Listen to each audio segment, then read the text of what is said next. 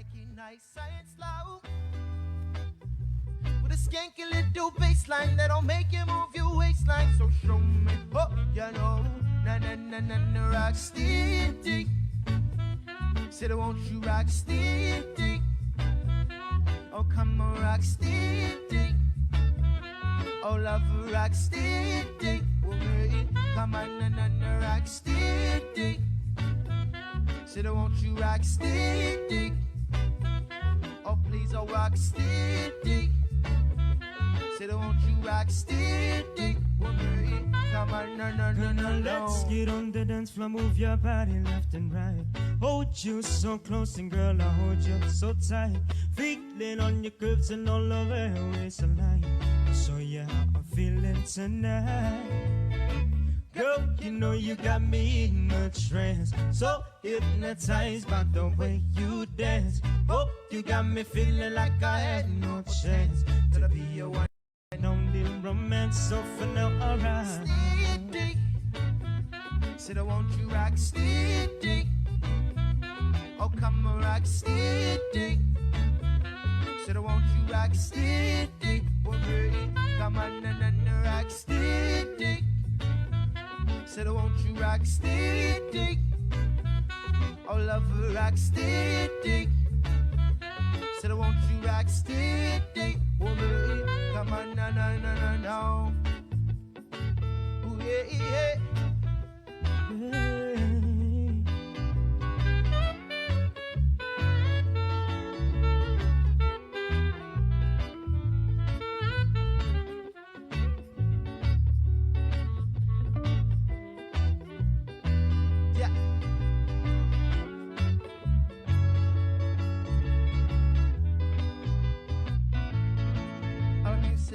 Hey girl, how you doing tonight? Skin tight dressing, I wanna get inside. Meet me on the dance floor, we can start it right. Loving off a day with the rock steady vibes. Hey girl, how you doing tonight? Skin tight dressing, I wanna get inside. Meet me on the dance floor, we can start it right. Loving half a day with the rock steady vibe.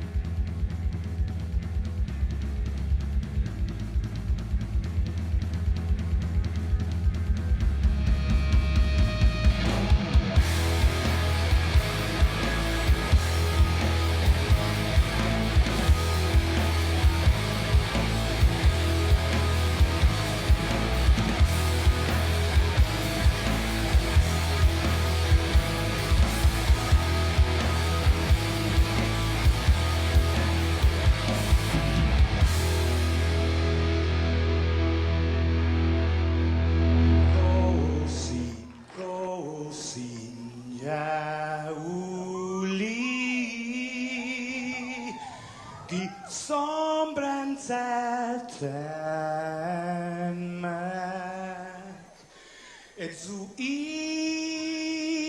saluda Antes hum niga Radzaudzan malak estrezas Durante todo imemu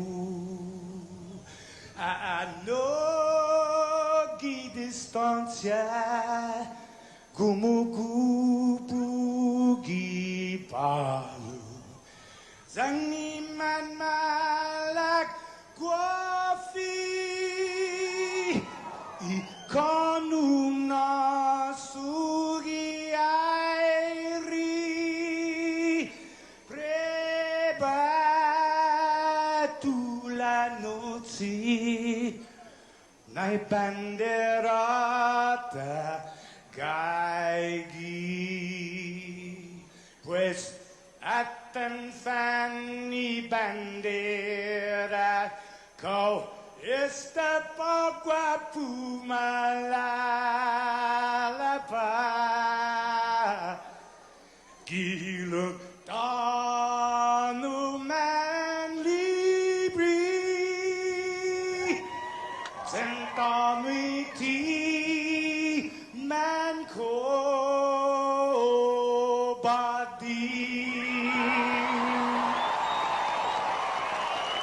Fanogita moru purita nota Kantai matu nanyagi todu ilugat Parai honra, parai gloria Abibai isla sin parat Parai honra, parai gloria Abibai isla sin parat Todo y tiempo y paz para kita Dan gini langit na bendition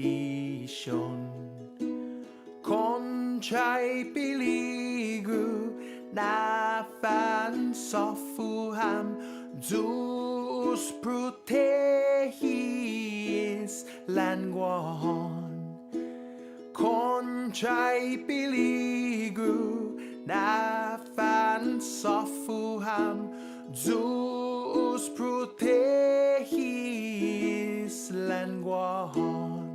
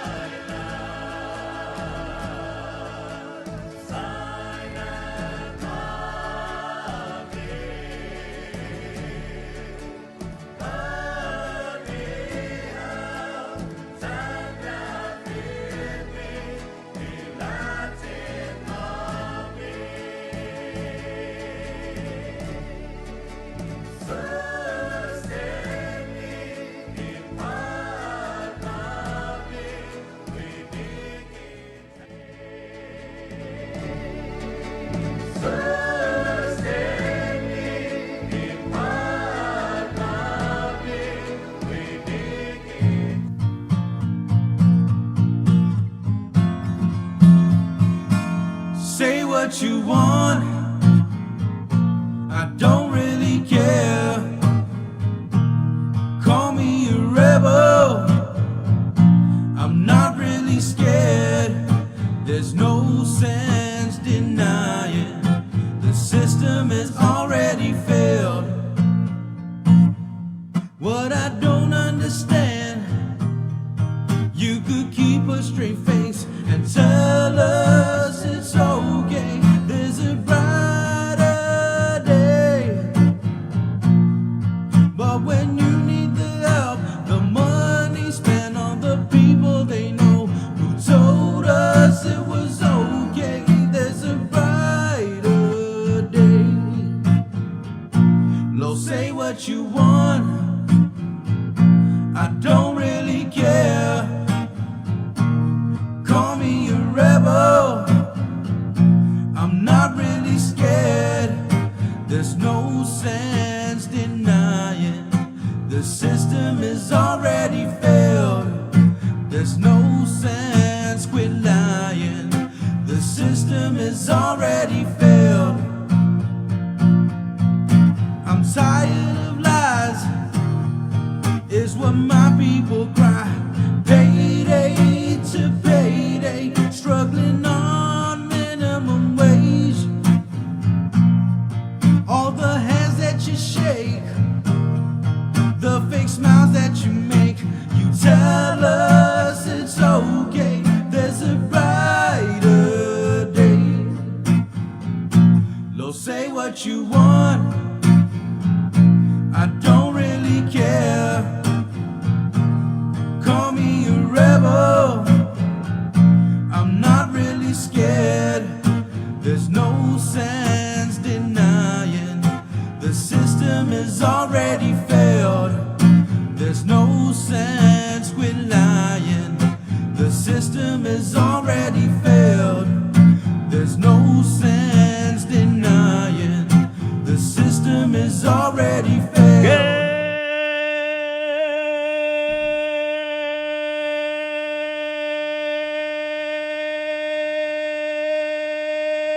Good morning, Guam. Oh boy. Oh boy. Oh boy. Oh boy. Good morning, Sabrina. Hi. Hi. Jason, good morning. I got the perfect comment. We put it up right now from Robert Vasquez, and let's start the show with this. God is good. God is good. God is great. Good morning. Good morning. It's Thursday, September 9th. Miss a link. Miss a lot. So don't miss it. It's brought to you by Pacific Points, Calvo Enterprises, ITD, and Jack in the Box. Good morning, Facebook Live. Thank you guys for joining us. Good morning, Joe Sir, with the outside cam. It's Thursday, September 9th. Some big news developing here. Started developing yesterday afternoon, which, of course, we're going to talk about. Yeah, you probably heard. You might have heard something about a return. Facebook made some money yesterday off all the WhatsApp traffic that was being passed all over. Yeah. Wow. So we're just going to kind of try to make sense of this information here that the governor has met with some key stakeholders in the education system yesterday. There was an announcement from several schools that we were able to confirm that in this meeting, she's planning to sign an executive order that will allow for the return of face-to-face learning for those schools, I guess, that are ready. Trying to figure it out. The other news, there was some cases last night, guys. There was a COVID fatality. There was a COVID fatality. And whopping A record-setting 300. 25. Record high for number of cases, record high for number of hospitalizations. Right, yeah. So it's bad. I'm not sure what I'm not sure what they're thinking. I don't know. And also later on this morning at 10:30, Mary Rhodes, the president of the Guam Hotel and Restaurant Association, plans to present testing protocols and platform options to Human Resources and Education Committee officials. She sent us like the note yesterday. That was prior to just this slew of stories that came out, I think within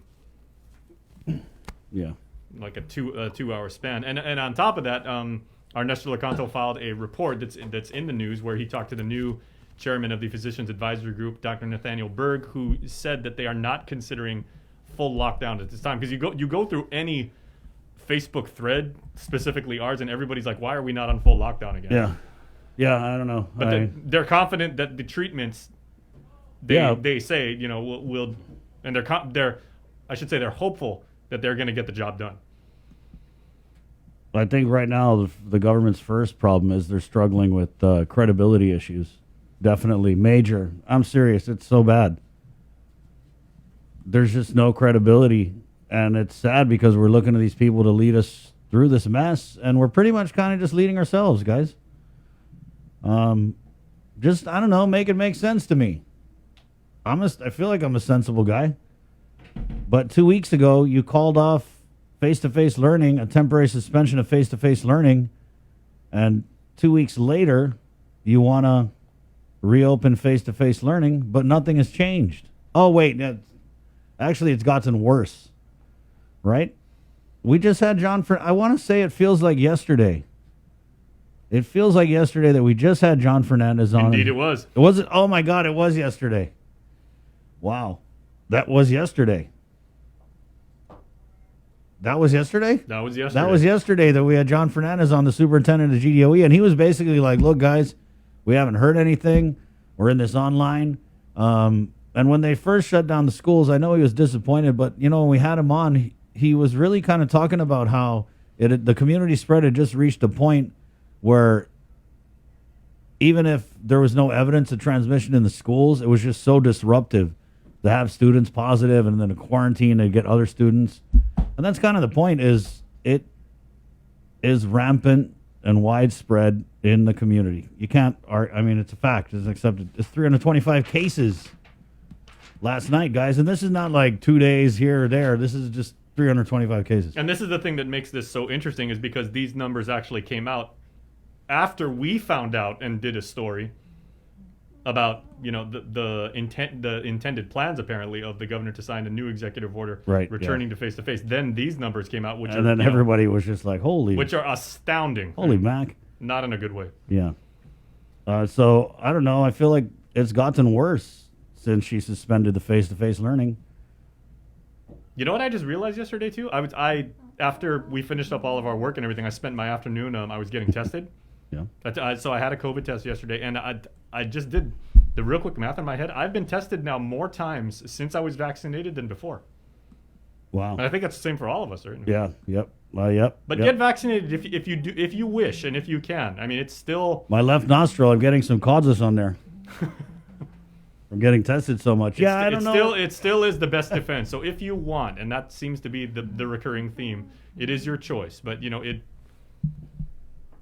it is proven effective to help you get less sick. Yeah. Sick. And when you're vaccinated. When you're vaccinated. Yeah, when you're right? vaccinated. Yeah.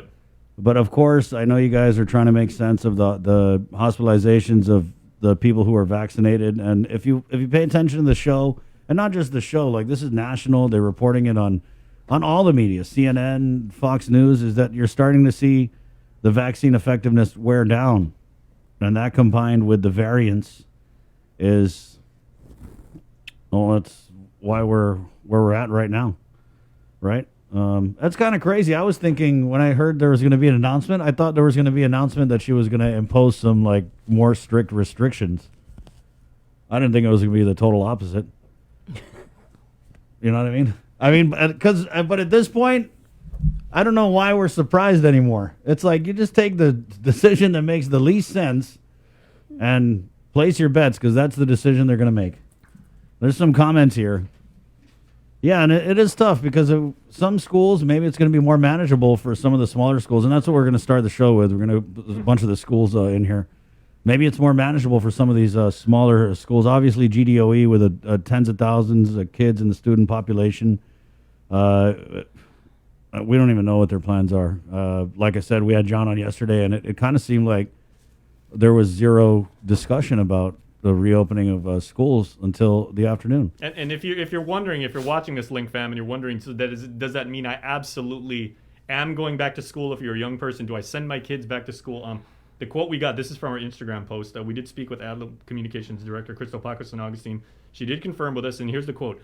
Governor Leon Guerrero and Lieutenant Governor Tenorio met with school leadership late this afternoon to discuss a target date to resume in-person learning. An executive order is expected to be tomorrow. She also said, quoting again, "Our target is to allow for in-person learning to resume as early as Monday, September 13th, for schools that are prepared to do so." Yeah. That last part's like kind of key. So it's kind of up in the air right now how your particular school, if they go back, when they go back, in what format they will go back. And that's, those are all the balls that are up in the air right now. I just feel like what changed again, because we've been in this pandemic for over a year, and what they've taught us is that they put in measures that they feel is going to lower the number of cases and slow the spread of the virus. And then they wait 2 weeks and see what happens, right? That's what we do. Isn't that what we do? We try this. We fiddle with occupancy. We wait a couple weeks. We see if the numbers go down. Okay, that's working. And, keep it in place and then slowly ramp out of that's what worked. And you even asked Chima yesterday, you said in a vaccinated world, even though, it's not, I should say in a herd immunity world on Guam, right? Should we just accept 70, 100, 120 cases? Is that 325? Yeah, is that what would be considered? obviously, last year when we weren't vaccinated and we got 30, and that was a real freak out moment. I don't know. I just feel like what they're trying to sell us is that we're somehow okay, and that, because you're right, Jay, we're in a worse situation than we were last year, and we have the vaccines. Ay, day. I know. A day, Sabrina. It took GDOE a week to stand up everything for kids to go back Yeah.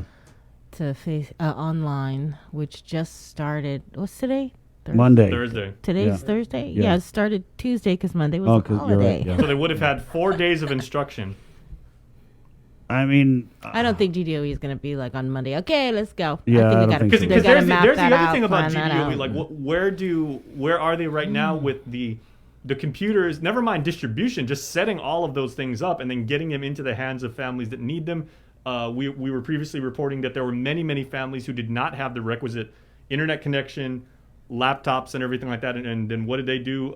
Even the two of you were talking with Chima yesterday. There's all of those school nurses that have. Is this a dream? Huh? Is this a dream, guys? No, it's This is really not- happening. This is a nightmare. Yeah, This is a waking nightmare. Got it. Gotcha. And now all those public school nurses that have been detailed to help out with Oh, public God. health. Yeah. Apparently they're going to get. When they go They back. just obviously. sent the GDOE nurses over to public health, and now it's going to be like, oh, wait a minute. Come back, guys. And then what happens with the grab and go, I should say, the food distribution, because that's 11 to 1, and which happens at the schools. It's something that Yeah. GDOE's got to figure out. Yep.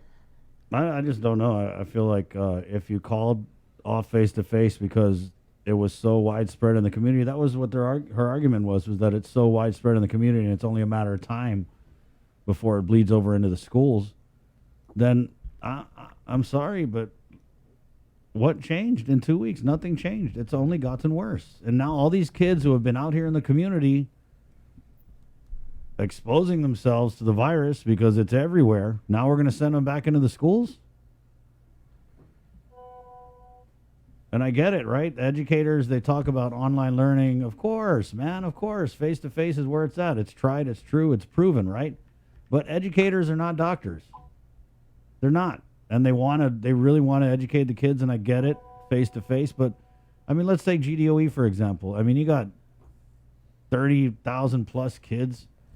You hear from the staff at the school level that it is just impossible to social distance them, right? So again, maybe it's more manageable at some of the schools with smaller populations, but I don't know. How do you parents feel out there? Because, like I said, it's everywhere. Yeah, give us a call, 637-0094. Yeah, and speaking of calls, obviously everybody's very, very tense. You're very, very anxious. We want to again emphasize the crisis hotline over at the Guam Behavioral Health and Wellness Center, 647-8833. 647, right? 647-8833. Please give them a call. They have trained professionals standing by if you need someone to talk to. Also, as we told you yesterday, probably Mike Chrysostomo was here. There is a prayer for peace mass being held tomorrow at St. Anthony's at 6. It's probably going to be live streamed on YouTube. So if you would like to make prayer intentions, if you need to, just converse with members of clergy, or you find strength in prayer and everything like that, do that, because like keeping your wits about you these days is really, really important. Right. We'll do our best to get you all the information we can. Right. Yeah. And so we had talked with John Fernandez, GDOE superintendent. It felt like just yesterday. Yeah, it was yesterday. And he had said that what they're considering is keeping online and then going to cohorts. So those movements are in place to kind of like reduce the on-campus face-to-face student population. I'm projecting you're going to hear the word cohorts a lot in the next it's already in the comments. Yeah, Bree was talking to me about that. So cohorts, like how they actually group everybody, and they were saying maybe split session, maybe like however they group people. A lot going on. Yeah, you want to go to the phones real quick, guys? Sure. Go to the phones. Ma'am, you had a question about contact tracing. Good morning. Good morning. Hi. How are you? Not feeling well. Are you experiencing any flu-like symptoms? Yes, and I've been calling public health and gave me like over 10 numbers, and nobody answers. I call public health for that 635-7525, and they gave me old cell phone numbers, but nobody's answering. What about 311? I called 311. It's going to voicemail, and then I went to the behavioral center or to that hotline where I can talk to somebody about it, and they gave me email and phone numbers. They're the ones who gave me the 75. What are you needing? Are you needing to go get tested, or? I had a daughter that went and got tested, and she's isolating herself. So I asked her. I talked to the guy that was that called my daughter up where she got tested. How does it go where contact tracing if we live in the same house? So of course, to be safe, because there's little kids, I'm calling, instead of them calling me, I'm calling them. Because I'm worried, and now I have the body aches, the chill. So I don't understand how these guys cannot answer. I mean, they gave me 15 numbers. Yeah, I mean, God, take a gamble. 1 out of 15 should work. And no, not one of them work. And then I call back again public health and say, okay, here's another number. Why can't they assist me? I did a skit about this many years back. Well, I don't understand how these guys, and they want kids to go to school. Does it take 5 days to do contact tracing? That's what I'm trying to find out. Does it take 5 days?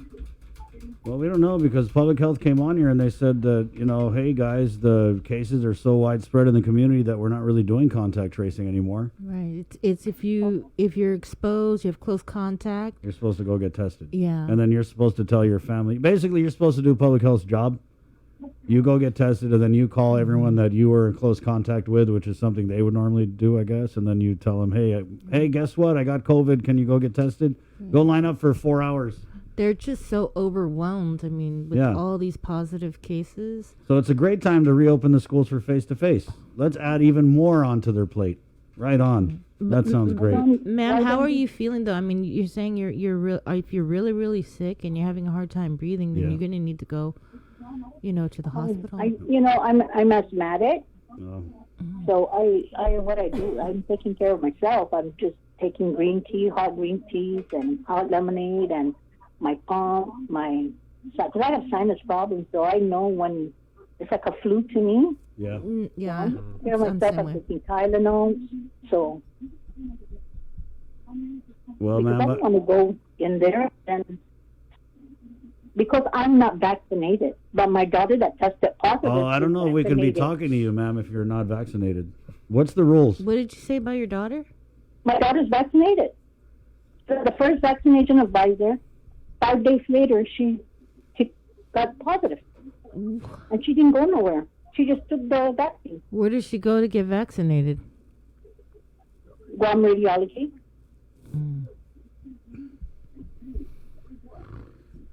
Well, ma'am, it sounds like you got to go get tested. So we have to leave our house. They don't look at it like we might expose it to.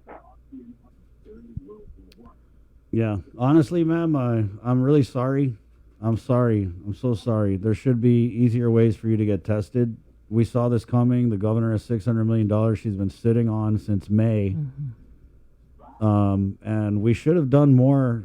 We should have hired more people at public health to conduct testing at different sites, at different times, during off work hours, so that people can access it, because we're in week 6 of a surge. We just reported 325 cases, but it just seems like the response is, that's okay, cool. Did you call Northern Public Health? That's I believe that's where they send like close contacts to go get tested. Yeah, I called Northern Public Health at 625-7525. Then they give me all kinds of numbers, because that's from what I heard. We can make an appointment there and get checked. But They gave you enough numbers to fill the phone book, right? And no one answered I it. think 10 numbers to 12 numbers. Yeah, and then when we ask public health, they say, oh, no, we answered the phone. We're not backed up. Oh no, they never answered not one phone yesterday since I called since 10 all the way till 4. Not one of them answered, only the 6357 and the 311. They went to voicemail, so I was wondering too. So I had to call where it's not dealing with it. The COVID-19 hotline of the 311, it's not open. It's all going to voicemail. Thank you, ma'am. How they can say Well, that. hopefully they heard your call. I hope so too, because they should. If it's a cell phone, they should have my number and they should call me. Right. Just please go get tested, ma'am, if you can. Okay. You better leave now. Bring a sleeping bag. Okay. Thank you, ma'am. Okay. Thank you. Esther, God bless you. Be safe, okay? Okay. You guys too. Okay, bye. How sad is that? How sad is that? $600 million bucks. And we can't pay people to answer the phone? Yeah. Ma'am, Or- try calling Fort. And here I am. Try calling 312. Try calling Guam Homeland Security, 475-9600, 475-9600, and ask to speak with the Public Health RAC, Response Activity Coordinator. Right on. Now you just gave that number out. Now everyone's going to be trying to call that number. Well, hell. What do you Call it. Yeah, I know. Call. Jesus. Go get help. You want to do news? Yeah, can we do news? Let's do news, guys. It's 6:38. There's a lot going on that we're going to squeeze into this show this morning. Like I said, we're going in with a bunch of the schools. We got the chairman of the Board of Education for the public schools, Mark Mendiola, Guahan Academy, former Speaker Judy Wampat, Robert Crisostomo, St. Anthony. We're also going in with GFD this morning. There's a big problem with this program that the governor had stood up where she promised that Guam was going to get certified paramedics. It looks like that's not going to happen, so we'll talk about that. Nationally, yes, we'll get into it. Dr. Ho Wen of American Medical Center coming on. We did put the invite out to the new PAG chair, Dr. Nathaniel Berg. However, we were left on red. He did an interview with Mr. He did, yeah. I wonder what Dr. Hoa feels about the face-to-face Oh, okay. announcement. Let me tell you guys what Dr. Hoa feels about was he the aware? face-to-face announcement.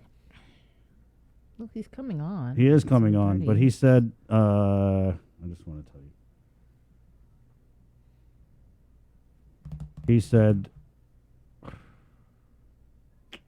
He said, what the hell? He said it's absolutely stupid. Absolutely stupid. There are much more kids that have turned positive now than ever before. 300 plus cases is a lot. There are more children who are positive now. Let's see the breakdown. Yeah. So, there you go. And that's another thing that's concerning is we keep hearing about sick kids. Right? 640. And then we're also getting the chief judge, Francis Tedinko Gatewood U.S. District Court, Judge Daniel Collins. They're doing a seminar. Will the marijuana help or hurt tourism on Guam and the CNMI? We'll talk about that. And then CPS, guys, there's been a dramatic and alarming increase in the number of complaints that they're receiving. And so we're going to go in with the CPS intake crisis worker Peter Santos, also some investigators, Jolyn Borja, Crystal Gooden of case management. Let's go ahead and get into the news, and then we'll go to the schools with the very latest, guys. This is the link. Good morning. My name's Chris. From the KUAM News team, brought to you by Pacific Points. It's our first look at news. Sabrina Salas-Matanani, good morning. Howdy, everybody. Guam recorded another COVID-19 related fatality. According to the Joint Information Center, the 154th death was an unknown man listed as John Doe, who was pronounced dead on arrival at GMH on the 7th. There was no verifiable record that he had been vaccinated. A total of 75 people are hospitalized, 5 receiving ICU level of care. Out of the 75 patients, 39 reported unvaccinated. The vaccination status of 8 patients at Naval Hospital was unavailable. 1 patient is ineligible to receive the shot, and 27 are vaccinated.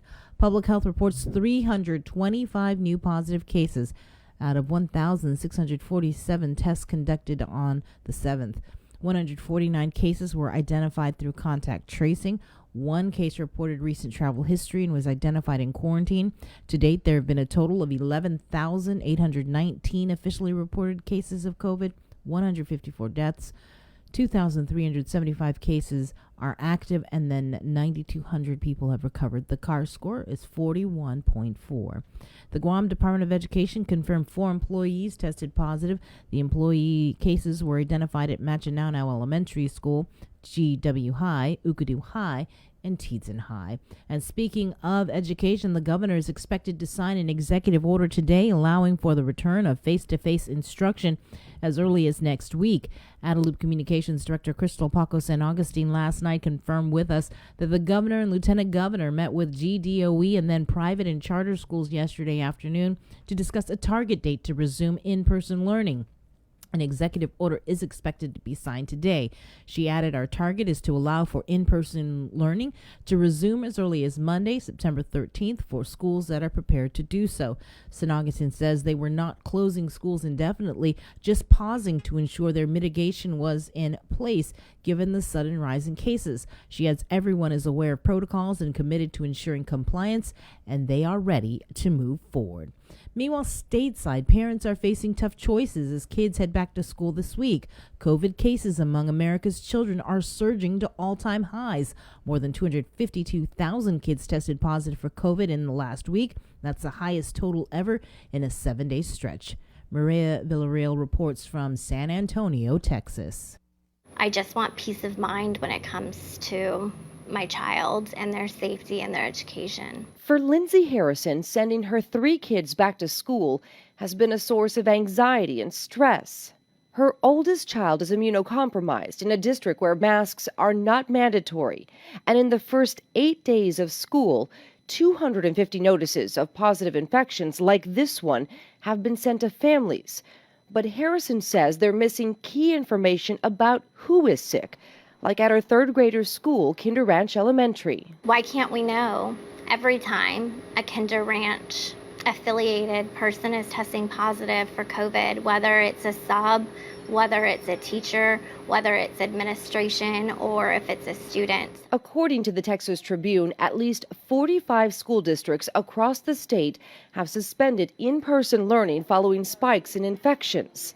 The Lone Star State recording a record in pediatric hospitalizations over the weekend. Dr. Norm Christopher is the chief medical officer of the Children's Hospital of San Antonio. There is no doubt that the frequency at which children are being infected is dramatically increased. And their symptoms are greater as well. The number of children requiring hospitalization is higher, and the number of kids requiring intensive care monitoring and treatment is higher now than it was during the first or the second surge. If we can't be transparent in that information, then what sort of normal are we getting back to? We did reach out to Comal ISD. They did not talk to us on camera, but sent us a statement explaining that when someone tests positive, a student or staff member, they do send home a letter immediately on that day notifying parents. And if the parent believes that their child was in close contact with that person, they can ask for an excused absence. They did clarify they do send home the grade level that person was in. However, they cannot release any identifying information by law, and that is what is concerning and confusing for parents.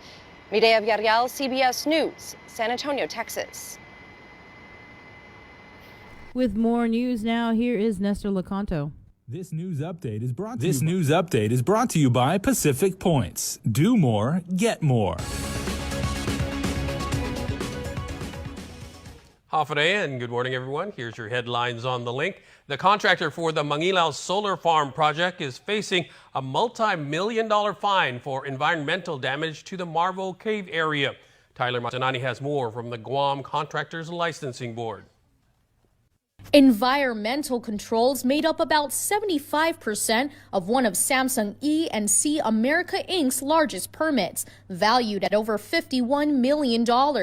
The Guam Contractors Licensing Board held a special meeting to discuss the amount of fines that would be imposed on Samsung due to environmental damages to the Sessagen area caused by their failure to implement their approved sediment and erosion control plans in a large-scale solar farm project. CLB Executive Director Buddy Orsini. Based on our laws and our rules,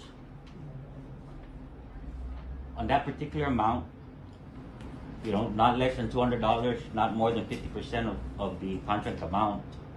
That $51 million, I'm going to go with $25,539,000. The fine amount is only based on Samsung's violation of failing to implement the ponding basins. The actual project is valued at over $200 million. They admitted that they failed. There were measures there as a licensed contractor. They should have known better. As big as a contractor they are, they should have known better. Samsung has 15 days to attest to the fine. Reporting for Guam's News Network, I'm Tyler Matanani. A new treatment method to combat COVID has been introduced by Public Health and the Guam National Guard. This as the numbers continue to surge. Daniel Perez has more. Long lines continue at the Tizan testing site. But what's different is that if you test positive for COVID-19, Dr. Louis Cruz of the Guam Army National Guard will refer you for the new monoclonal antibody treatments. With these monoclonal antibodies and also with antibodies that are made from getting the vaccine, they attack the spike proteins.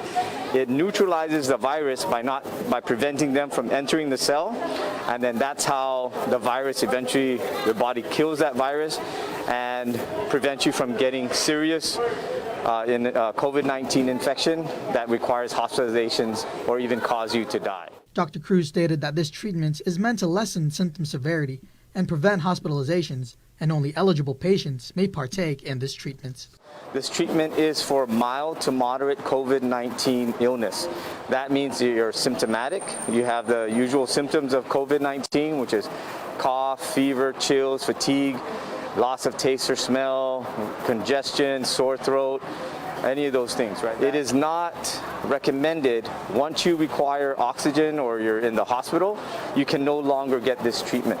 So it's designed to prevent you from being hospitalized and prevent you from getting worse, that you need hospitalization. This new method of treatment is all part of Public Health's effort to stave off rising hospitalizations. What we're doing here at the testing site is identifying those that are high risk, and then I send a referral to GRMC. Their staff helps arrange the appointments, and patients are contacted at their appointment time to get the IV infusion.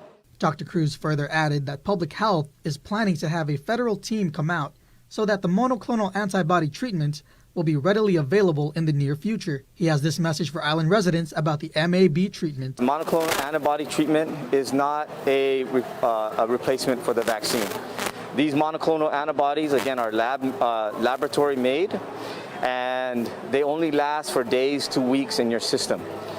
When you get vaccinated, the vaccine stimulates your own immune system to produce these antibodies that last for at least 6 months or more. Guam Army National Guard Public Affairs Officer Mark Scott says they are still looking into using the former Forever 21 location as an infusion center for the MAB treatments, but no further information of when and if it will really happen. Reporting for Guam's News Network, I'm Daniel Perez. Meanwhile, the new chairman of the Governor's Physicians Advisory Group says they're counting on the new treatment to help ease the COVID surge. Dr. Nathaniel Berg says they're watching the situation very closely as they consider ways to mitigate the spread. Right now, our main efforts are at keeping people out of the hospital, and if they're in the hospital, getting them out sooner. That's the real threat to Guam, to our community, is overwhelming our healthcare system, and in particular, our lack of adequate bed space. Dr. Berg and the Physicians Advisory Group continue to urge the community to get their COVID shots. Although people have seen lots of non-vaccinated people in the hospital, they're not as sick, they get out faster, and the resources they use are less. So we want to strongly encourage people to please come and get vaccinated, and when those booster shots become available, to take advantage of it. He also responds to criticism of the governor's vaccine mandate, a mandate that prompted his predecessor, Dr. Hoa Wen, to step down. None of us want, and that includes the governor, I can absolutely say this, want to take away anybody's freedom. The effort is simply to protect those who could end up in the hospital and get sicker. It's a fine balance, and we recognize that. And as I said, the effort is not to increase mandates, it's to decrease them as soon as it's good for the public health. One thing Dr. Berg says they're not considering as of yet is a total lockdown. Because we think that the measures we're taking and the ones we're going to take will continue to keep the number of cases to as low a number as possible. The numbers may be high, but if we can treat them with Regeneron, when those who are symptomatic, and do things to get people out of the hospital, we'll be okay. Berg believes that COVID and its variants will eventually become endemic, meaning a disease regularly found within the community. He says at some point enough will have been exposed and the community will reach a sufficient immunity level that we won't have to respond as aggressively to outbreaks. But he says we aren't there yet. That's it for now. We'll see you tonight for KUAM News Primetime. Back to you, Bree. This news update is brought to you by Pacific Points. Do more, get more.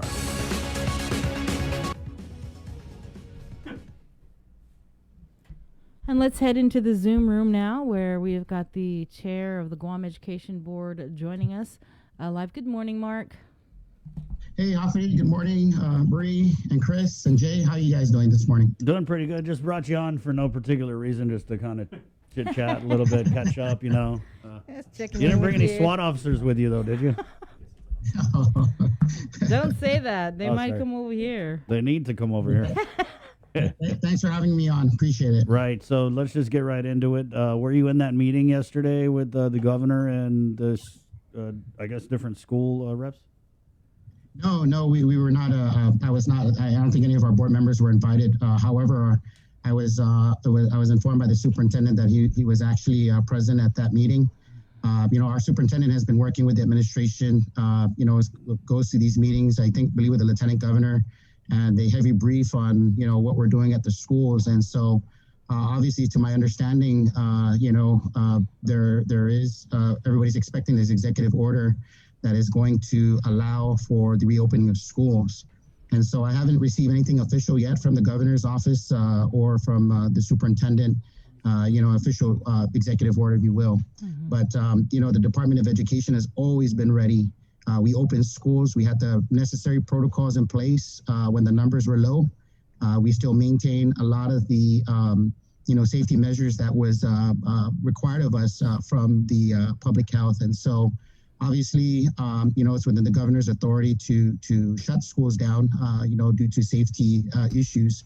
But we were confident enough that, the system that we had in place in terms of our COVID protocol responses were adequate enough. And actually, it was pretty interesting because the superintendent was actually going through the schools with public health officials. We invited them to walk through the campus to see what was going on in the schools, what we're doing. And of course, there's isolated incidences and there's some areas where, improvement needed to occur. I mean, there was no real blueprint, so to speak, when it comes to addressing it when we open the schools. But we do everything in our power to kind of mitigate. There was a lot of anxiety in our community, especially from our stakeholders, our families and our parents. And I, as a parent and also a spouse of a teacher at the public school system, these things weigh really heavy on me. And so sometimes it's hard for me to, kind of switch off that cap from a policy making standpoint, and also being a parent and making sure that my kids are safe. And I think the key point is really just being informed about, what is really truly going on in the schools and how we are, ensuring the safety of our kids.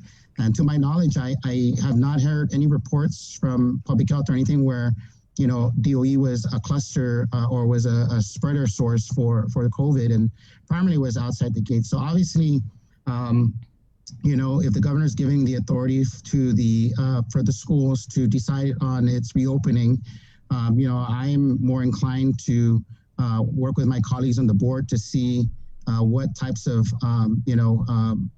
mitigation, further mitigation is going to be required, because I don't know what has changed from the time that they shut school to where we're currently at. I know what has changed really. It's the numbers that are being reported. They're worse. And of course, you saw the numbers. Now it's 320, and I believe I was told that there was one patient in the hospital with a school age range.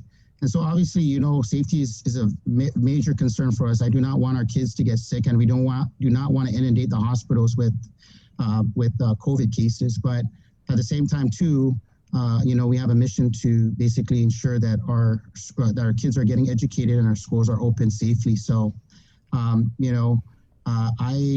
do believe we've had enough stakeholder input, and there was a lot of input in the community to perhaps maybe just go into the cohort model. And that's something that we're definitely, exploring. And I just got to tell the community, one of the challenges we're faced with, we have the largest agency in the government of Guam. We're dealing with about 28,000 kids on a daily basis. And on top of that, you got 4,000 employees. And so when you see the report saying that, DOE school child is infected with the COVID or employees infected, those are reported cases that are coming to us from through contact tracing.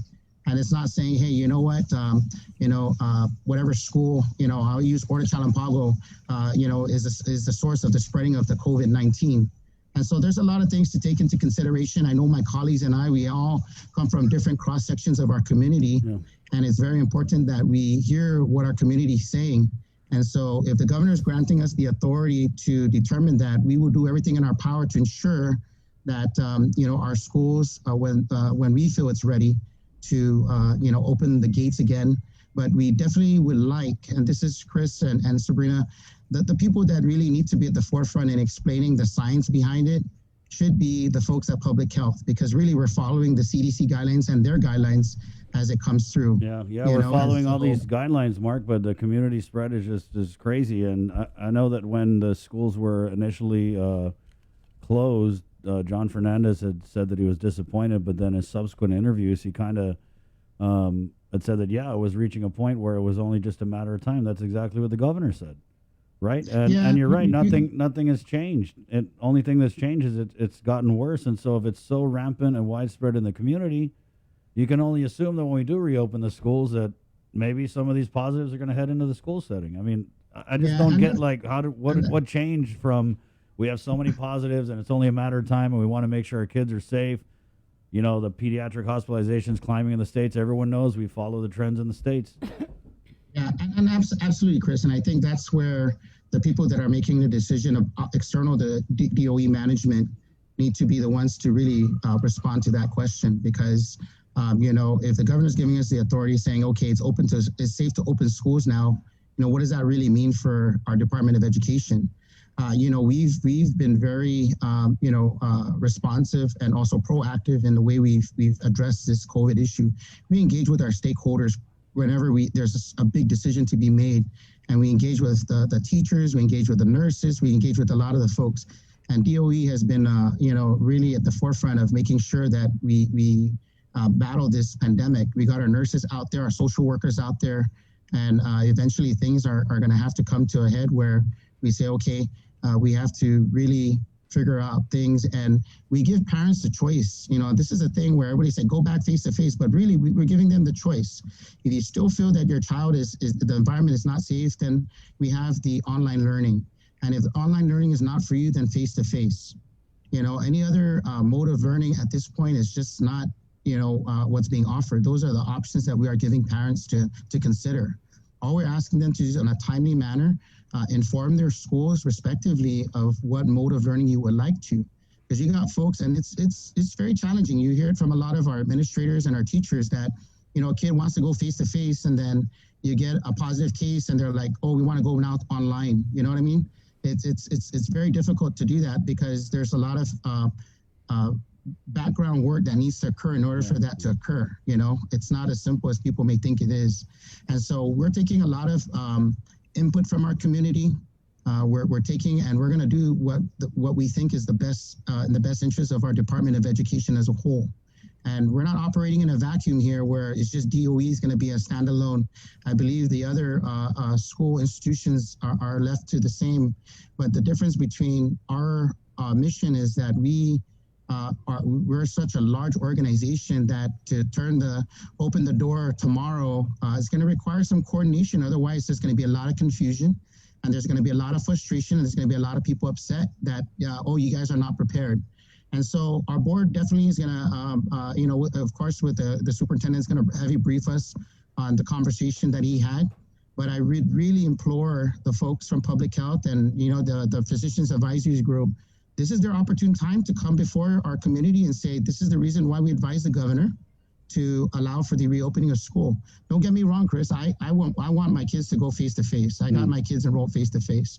But when they said we had to go online, we pivoted and we went online.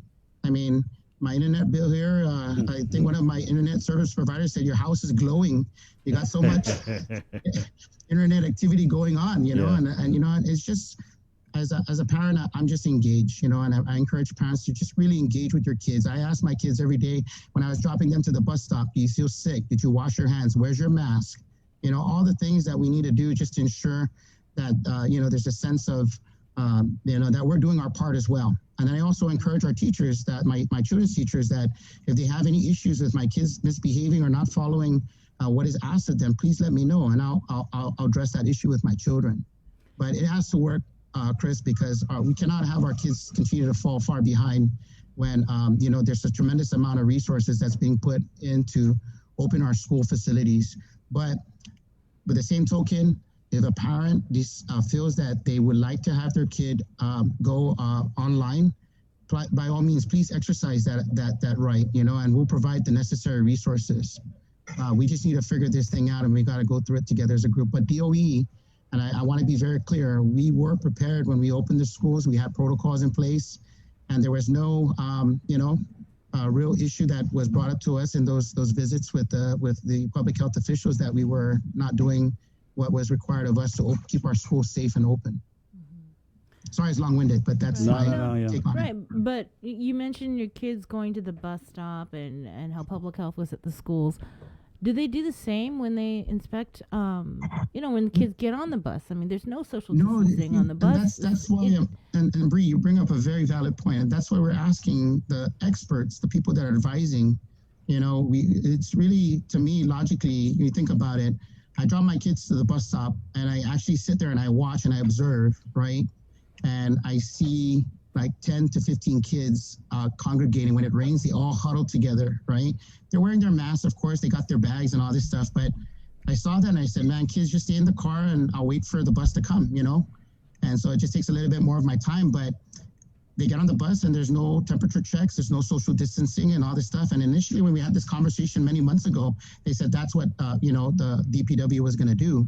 And mind you that, we're partners with the DPW. And so if that was their decision, we don't know what led them to say, this is how we're going to address the whatever COVID protocols. But when they drop the kids to our gates, the first thing we do is we temperature check them and we make sure they sanitize. And I watched it because there's some times where I miss the bus that I have to take the kids to school, and I drop them off and I watch the way our system it's working. People drop their kids.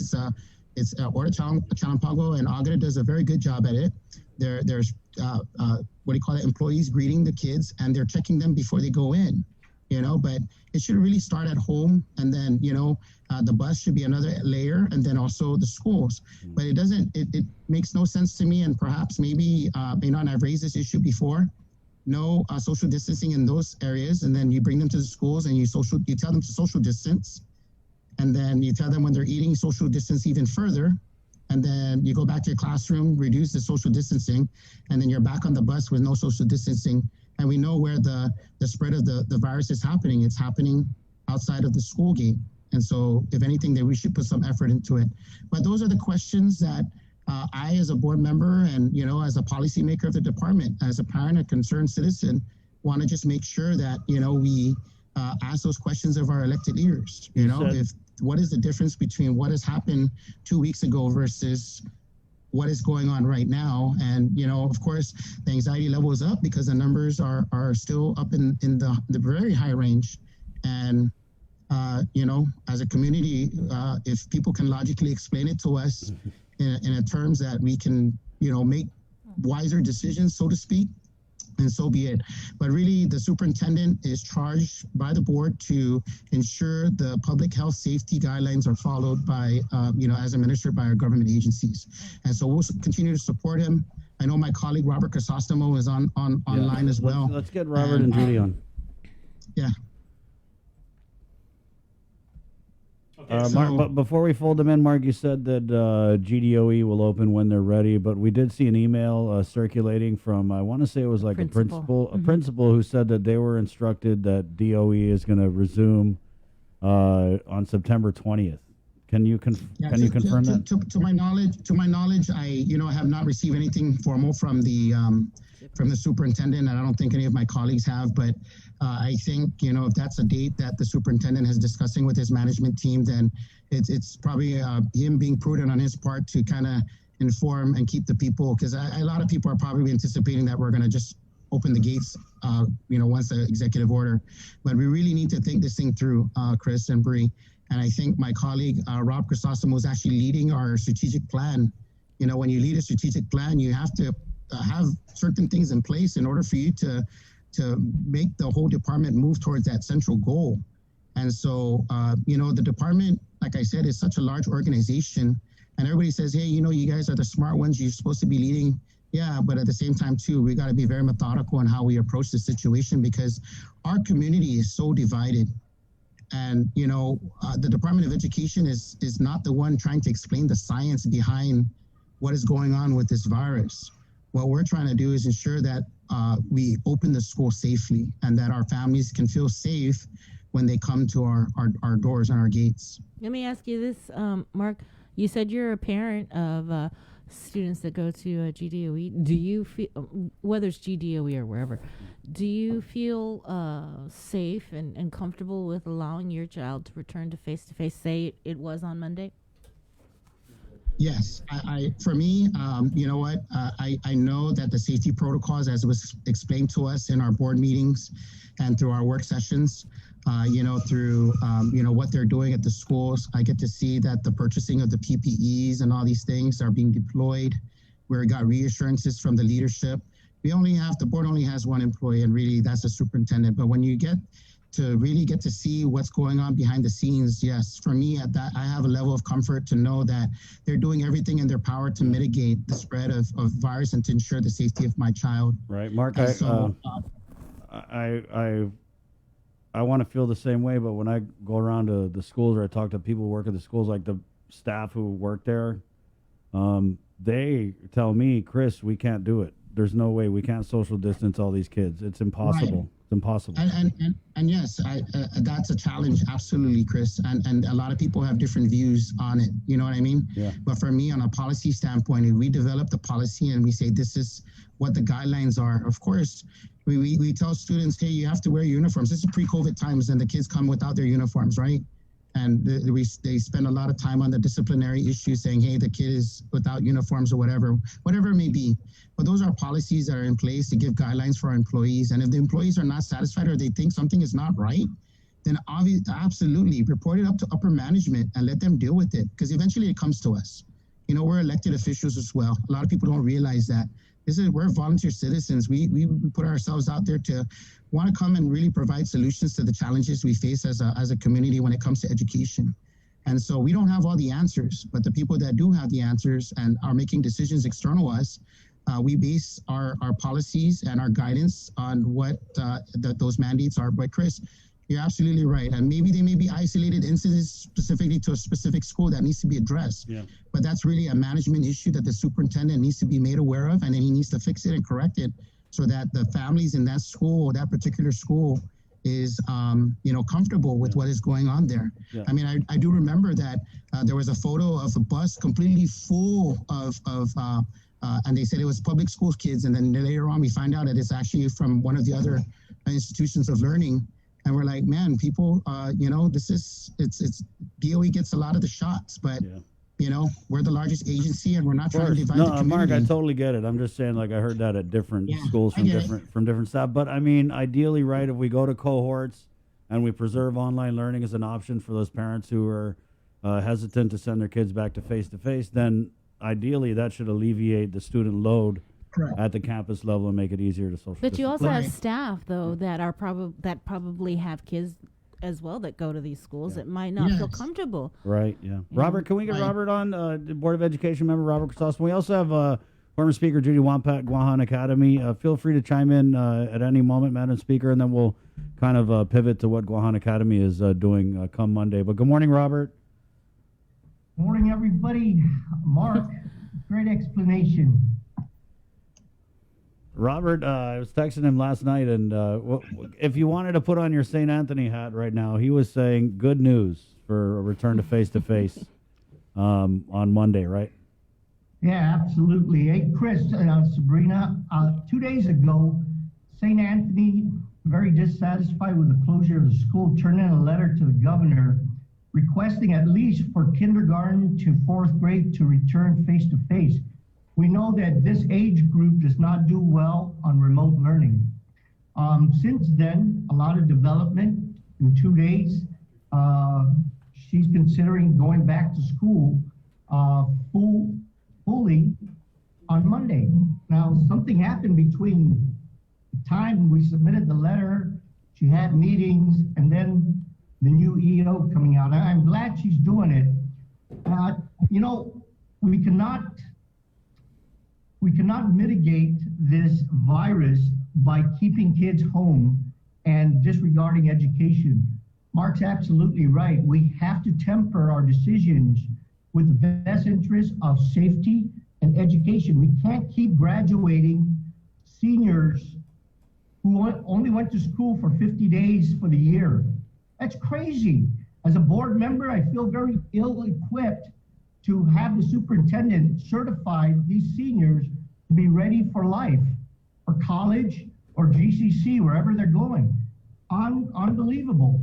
I have to do my due diligence as an elected official for education, that I also certify that these kids have received the requisite education to be successful even during this pandemic.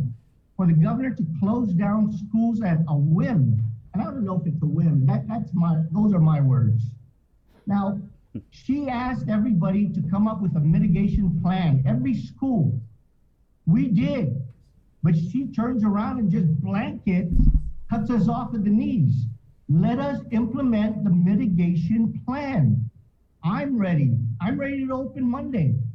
A lot of parents are apprehensive about me pushing opening on Monday. We have synchronous learning.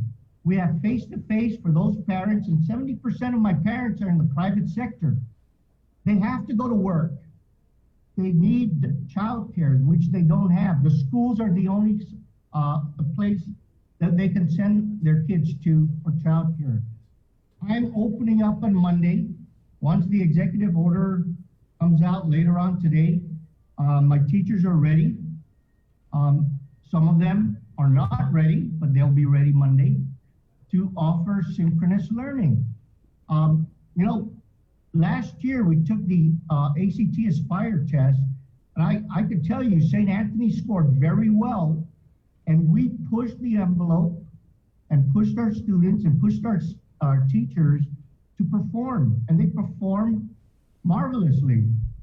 So having student achievement under these conditions, I think that's a great achievement. So I'm glad the governor is even considering opening up on Monday. Kudos to her and her team. Madam Speaker, you happy about this? Well, I know that definitely I do have a mixed feelings among my faculty, staff, and parents as well about opening. And prior to, at the time that the announcement hold on, made, Speaker, sorry. Is someone vibrating? Yeah, my phone. Oh, sorry. No, it's okay. Okay. I'll turn it off. I just don't want you to go on the news with Kellen, burr, burr, burr. Kellen, back that thing up. Oh, no. All right. Okay, start over, speaker. I'll put it in the other end of the table. But prior to, at the time that the announcement was made to close the schools, or rather to go online and no longer the in-person, mode of learning, is that we met as a faculty to decide what it is that we're going to do. And they felt kind of uncomfortable that we were going to do this only for 2 weeks, and then, we open. And then what if the numbers again get a lot worse, then we go back again to, closing the school and going virtually. So one of the things that we talked about, that when the announcement comes out, like yesterday, of course, that the announcement now that we can or we're authorized to open, whether it's the 13th or the 20th, to give the schools an opportunity to plan, is that we actually had worked a schedule out where, and I agree with Mr. Crisostomo, because our children definitely in the elementary level have a very difficult time, with remote learning. And so a decision was made that we were going to, the leadership team made a decision that the elementary children, the K-5, will be face-to-face, which is really 50% of our population. And then the middle and the high schools will be online. That way, that's how we're going to mitigate. The biggest thing is social distancing, because prior to the closure, honestly, I was very worried. Everyone was worried. We couldn't control the children when they're outdoors, even though I have all faculty and staff outside monitoring, making sure the children had their mask on, that they social distance. The minute we turn around, they just somehow are like magnets, that they come together. And I can understand that. Children really love to socialize, and schools, are one of the best places for them to do this, because they can't be with their friends wherever, but definitely at school. So I welcome that, primarily because I was really worried about the social distancing outside.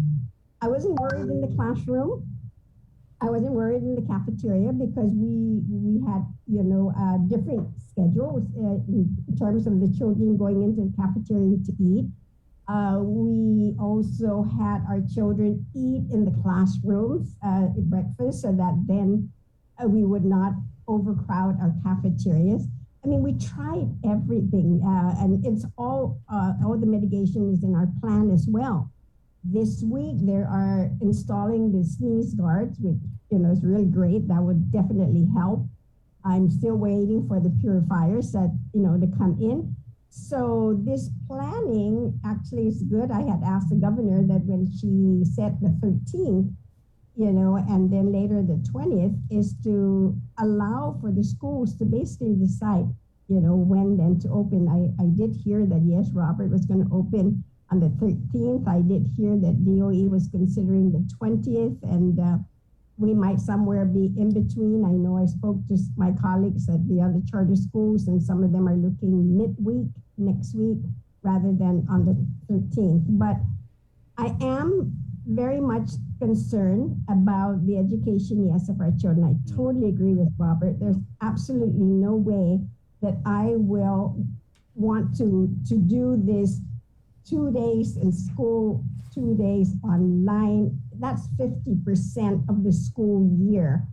I rather that we have at least 4 days a week where there's a FaceTime or virtually, and 1 day of, because we always get parents, we try to encourage them to not go with hard copies. We said, we'll give you a device, we will give you MiFi, we will teach your child how to go online. We're even teaching the parents how to do the same thing. It's really very difficult, to be able to do that, and give the children only 50% of, instruction, which is normally ideally like 170 to 180 school days versus giving them only 80 days of school. Right. But Madam Speaker, let me just flip to the other side of the argument, right, is that I understand as educators that obviously there's huge concern about not just what's going on right now, but even what happened last year with the schools and the kids learning. But this is something that students worldwide are dealing with, right? And so how do we move in a way where we really just keep the kids safe? Because again, this decision was made by the governor, and what she had said was it was only a matter of time because of the rampant community spread before we started to see more COVID at the school level. And so for parents, this idea that these protocols are going to hold up, even though the numbers have increased dramatically over the last 2 weeks. We're seeing more sick kids going into the ER, more sick kids testing positive nationally, right? The trend is that pediatric hospitalizations are on the rise. So the data and the evidence is there that kids who are unvaccinated, many of them under 12 years of age, are at great risk of catching this virus and getting sick from it because of these variants. So how do we kind of like appease the parents' concern? I mean, just looking at the comments, like this might be anecdotal, but I mean, it's like 10-1. Parents are just like, no, sorry. Right. And I get it. Right. But I mean, educators aren't doctors. Right. So again, Mark, it's very important to have these voices of the doctors come in. But I mean, one of the most trusted voices we listen to is that of Dr. Hoa Nguyen. And he says, absolutely stupid to open the schools now. We haven't even done any mitigation measures for the bars and the restaurants. Right. So, I mean, how do you, because I get it. I get the kids got to learn. Totally get it. Right. But I'm just saying that this is worldwide. We're all dealing with it. And I feel like there's just going to have to be some like tutoring or something. And we have all this money to alleviate these problems that everyone's facing. So how do you just kind of like sell that to the parents?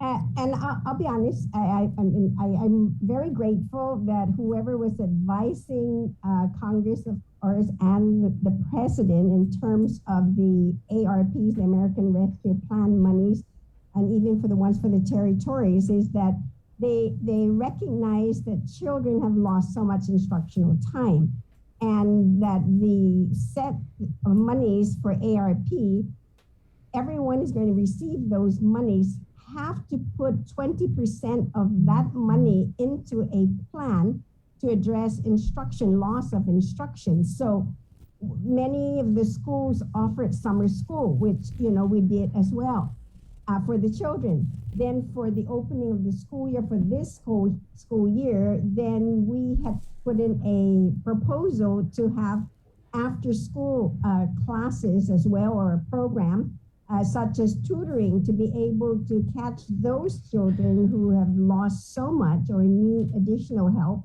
that we want to provide that, for them as well. The third is, and we're seeing this, and actually I give credit to, one of our senators, the chairwoman of education, because our concern was the social emotional, issues that we're seeing in our community. And in that same series of monies from ARP is that there are monies there to address this issue. And, and we have a program, yes, in the morning, hours, or a couple of minutes rather, in the first part of the day, is to address social emotional, concerns. We have activities with the children. Our counselors are planning this. So I honestly believe that the schools are doing as much as they can, considering, of course, that there are parents who just, do not want their children to come to school. So they've chosen to go with hard copies because they can't be at school, at home, to sit with their gardeners and second grade or what have you, to when they need to go to work. So many of these parents are asking them for hard copies. But hard copies is that there's absolutely no human contact, with any, educator. And that's the biggest worry that I have is that these children really are not getting any kind of instruction other than to sit, do the paperwork at home, turn it in, but no feedback. So as an educator, and also, yes, as the CEO of the charter school, because I'm concerned about those things. And I've had the conversation, and I will continue. I'm meeting with them tomorrow, the staff, faculty, and staff, to talk about this even further and to see if we're going to proceed with this plan of 50% of our children coming to school, which is the younger ones, and then the other 50%, the older ones, will continue virtually, or maybe even do a combination that maybe certain days just to let them come into school, but yet they're still online.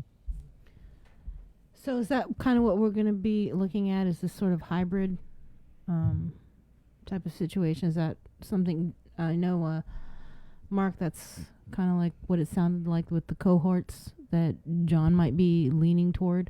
And Mr. Crisostomo, is it all in? Everybody's going to school? Yeah, we there's absolutely no way. I mean, maybe Robert can. I know, but I can't do 100% FaceTime. We started out 100% in person, and in the classrooms, we're able to mitigate that. During breakfast time, we can do the exact same thing. But when the children go out during lunch, especially the older children, it is nearly impossible because my facility cannot accommodate the children being out in the field. I mean, I could, but because of the monsoon season now, I need to get them in covered areas. I have canopies that I ordered, but it's still not enough. So our kids are packed, and I can't go back to that situation. I need to be able to ensure the health and safety of our children. And that's why we have that conversation of having only 50% of our children. And remember, everybody's different. Everybody have different choices. So we have to offer different choices to our parents as well. We're not happy with that because it becomes very stressful for the teachers to try to do 3 modes of learning at the same time, because I'm limited in my budget to hire the additional personnel that I need. I put in a request for ARP, like for example, to get additional school aides to help us in the breezeway to monitor and keep the children, socially distanced. I was rejected. I was told I can't. So I have no choice. I'm limited in terms of, supervision out in the hallways. I'm just still trying to drink my coffee in here. Yeah.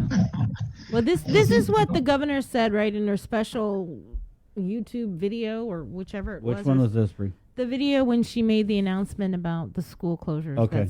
Okay. So she said, upon advice and consultation with the Guam Department of Education Superintendent John Fernandez and the leadership of the private and charter schools, I'm temporarily suspending face-to-face learning for pre-kinder through 12th grade effective Monday, August 30th at 8 a.m. While data at this time does not indicate the existence of school clusters, I am being proactive about the eventuality of spread in our schools. I am receiving messages and calls concerning the fears and anxieties that our parents, teachers, and students are facing because of the increase in positive cases. I recognize that our children's education is critical, but my concern for their protection comes first. I guess so we could go back to what's changed in the past. Nothing has changed, except that the protection of the kids is apparently not coming first anymore. I'm just saying, logically, it's only gotten worse, so I don't understand this decision. And no offense, I got kids. I mean, as a parent, I'd say, hey, let's do something that's going to exercise your brain. You talk about teachers having to do more. I'm sorry, we're all doing more. Everybody is doing more in this pandemic. We're all doing 5 people's jobs. It's sad. It is. But that's just the reality of it, right? Everybody is stretched thin.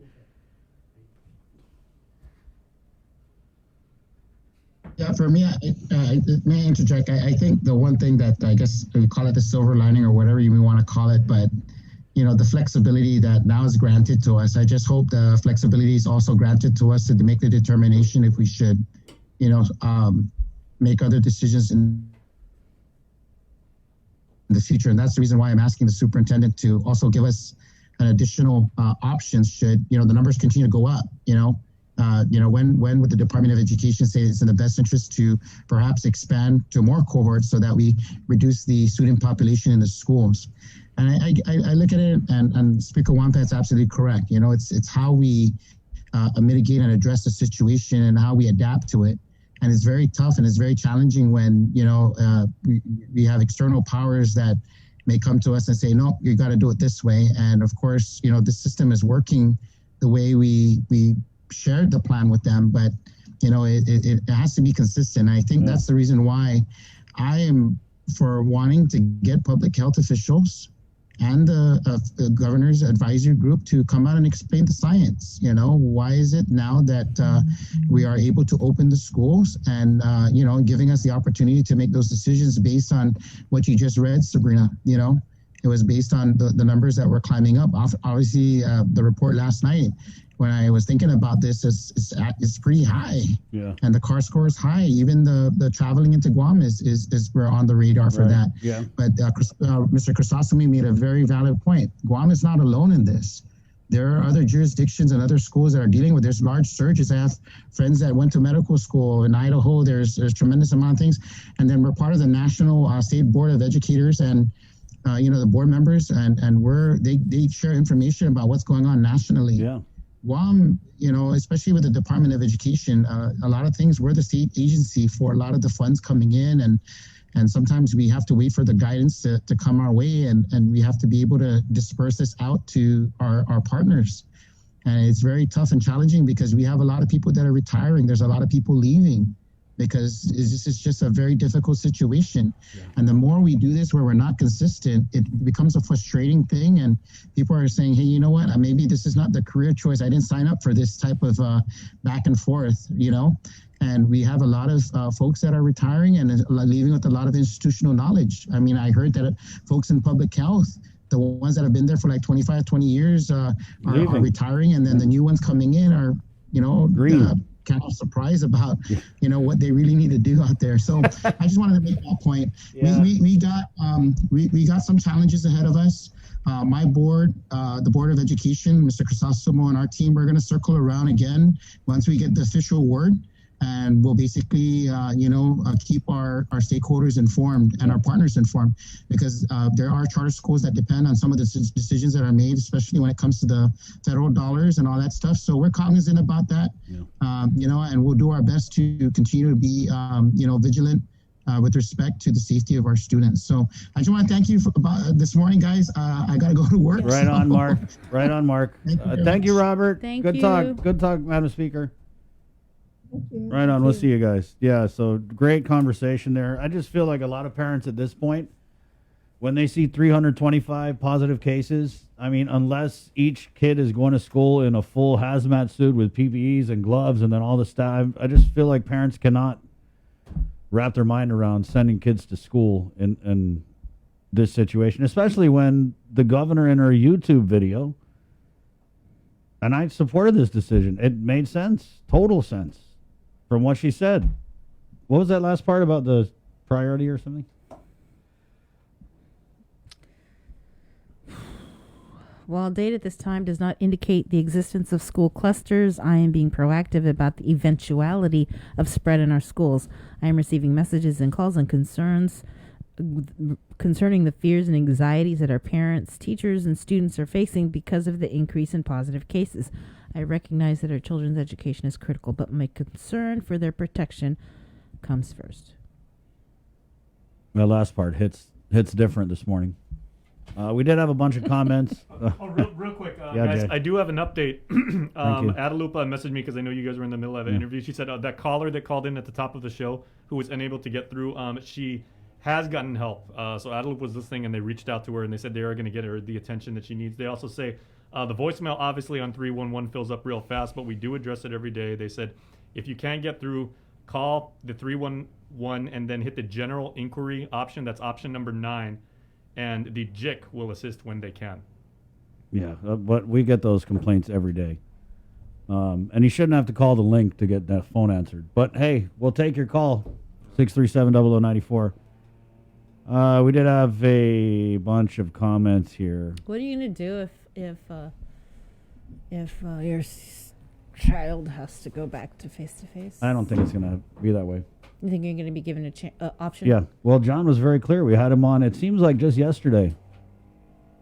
Oh, it was yesterday. Wasn't that yesterday that we just had the superintendent? He was on yesterday, The yes. superintendent of 23 education hours Yesterday ago. was morning. on this show yesterday, talking about how it was going to be 3 weeks out before they even like consider returning face to face because all the planning that has to be done.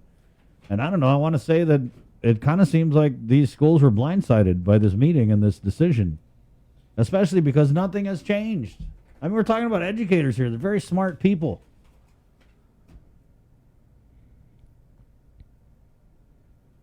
And nothing has changed. So we had comments. Of course, we had comments. There's a lot of comments. It's a lot. Yeah. If a child catches COVID in school and turns for the worse, can the parents sue the administration? Michelle comments, open up schools with cohorts or hard copy should be offered at least. Some households have both working parents who have no leave and are struggling to figure out how to do online school with their younger children. Hard copy. I remember they brought that up in the virtual input Right. session Yeah. the weekend when the governor made the announcement that Saturday morning, and it sounded like it was a hard no to hard copy. Yeah. But I And think even- honestly, like and it's because from what John and them were saying, was like they give a stack of papers and it's like all of a sudden mom and dad are the teacher, right? I think there were they did like an evaluation, a study to see how effective that was, and Yeah. for God, is it Joe Sanchez? They said that it wasn't an It wasn't- effective model of learning. Right. Although there was a parent that was on that virtual call who was saying no, it totally worked for her. For me too. Right. Yep. My kids are bright. They handled the hard copy. It was great. They pay attention. I even learned some things. Mhm. I learned some math. Yeah, Like my son- elementary school math. Holy whoa. My Jesus. son doesn't really thrive as well in online learning. Yeah. Because you're right. Like I'll get home and he'll start asking me questions, Yeah. and But guys, I just I mean- came from working 13 hours, and I'm like, I Yeah. don't know how to do that. You ever listen And- to your elders talk about like wartime and like school and guess what? They didn't have school in the war. Yeah, this is the same kind of thing that this generation is going to be talking about.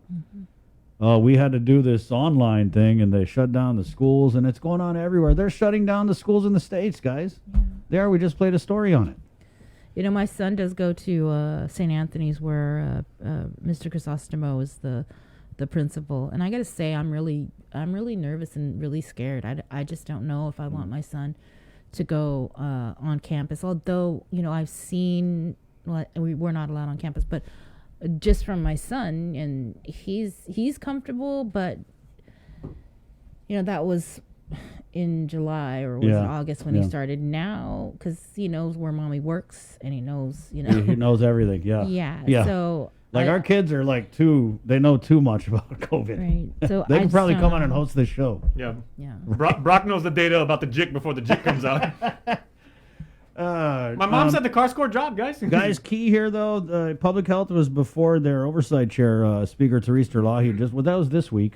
That was last week. It was Friday. last week, Friday, right? It was an oversight hearing.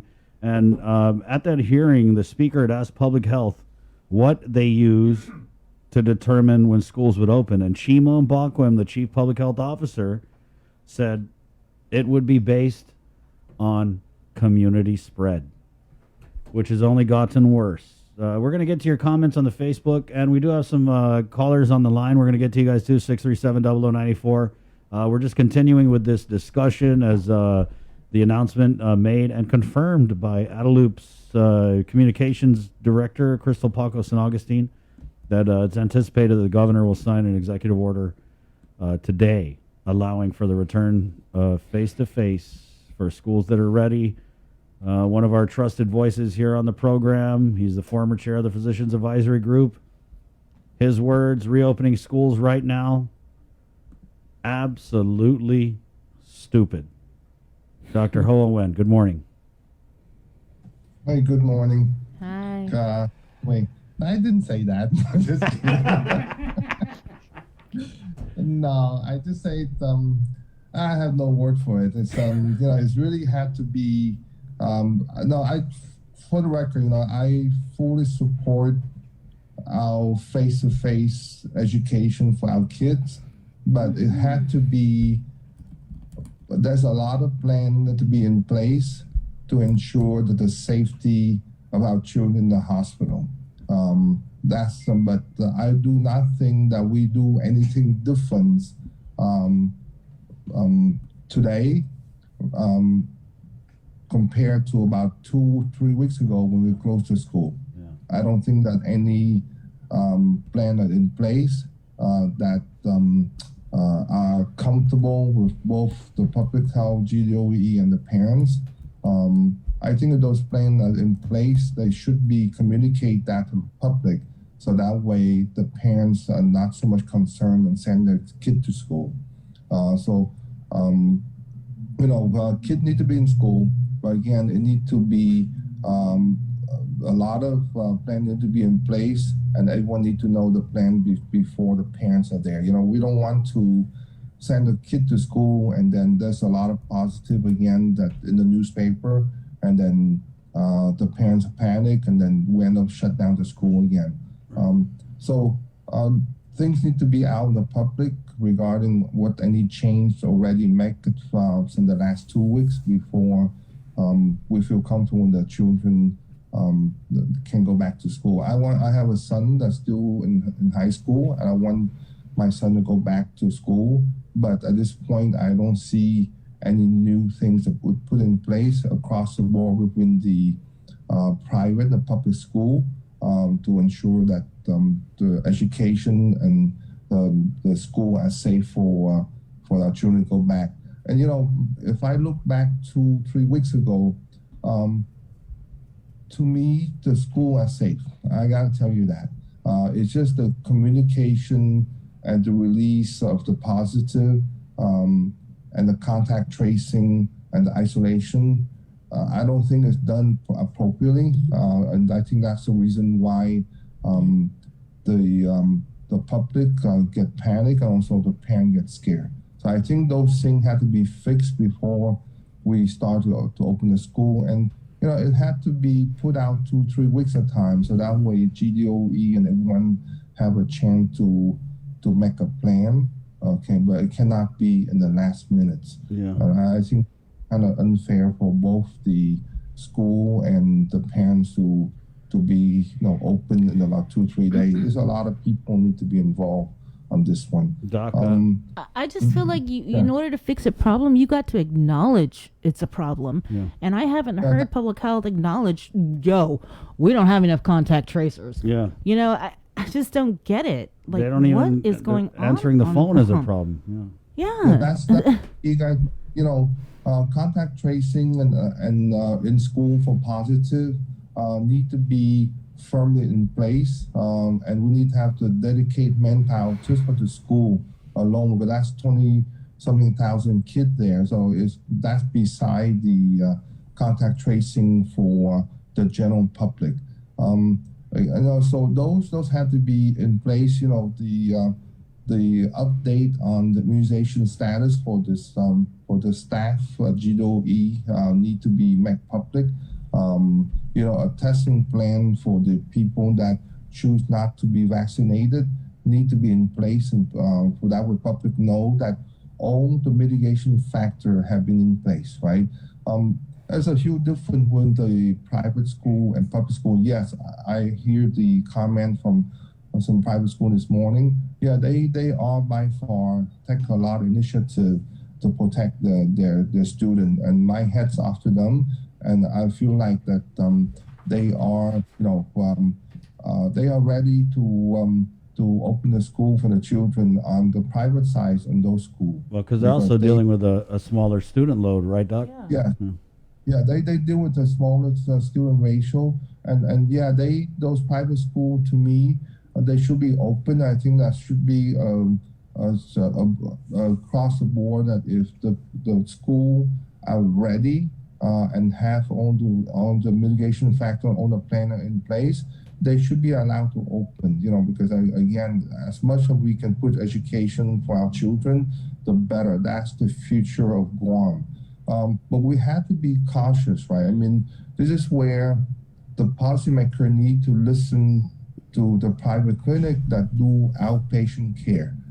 seriously, AMC, SDA, and FHP, and the smaller clinic that do outpatient care, they have to get input from it. I tell you, I do not like to see, but what's the difference when 2-3 weeks ago and now is the increase in children that test positive for COVID and that's sick. So, that's something that we truly need to pay attention to. Right now, yes, we don't have any children in the hospital, but we do not want to follow the trend, the state that all the children hospital in the state are completely full, right? Just because, number one is we don't have a pediatric ICU person specialist on the island. We don't. Dr. Agan is, Julian Agan is adult intensive care person, but pediatric a different ball game. And usually when this thing attack the children, it's involved the heart, and we don't have a pediatric cardiologist on the island. So things like that, as a physician, I have to look to see, hey, I don't want that to happen to my children. It only takes one for us to realize, hey, we're in trouble. So we have to see ahead of time to do that. But again, if the school have all the mitigation factor in place, they have a good solid plan in place, then yeah, they can open the school. That's number one. Contact tracing had to be in place by themselves. They work along with the school nurse in order for us to open the school, in a safe manner. And the way that the report on the JIC and the newspaper on the positive in the student in school had to be done somewhat differently, because from what I see in the past is that when the student tests positive, it's truly come from home. It's not from the school. But the way we report it is really not fair for the parents or other students, because now they panic, but they're really left out in the dark and not know what's going on. So actually a lot of things need to be in place and change, compared to 2-3 weeks ago and now. So we have to do that. Doc, I know you're talking about planning, right? And nothing has changed in 2 to 3 weeks. But things have changed. They've actually gotten worse, right? So, I mean, let me just go back, right? 329 positive. We've seen 200 positives, over 100. I don't even know what to say anymore, right? But what about keeping the kids safe, man? That's why she made this decision in the first place.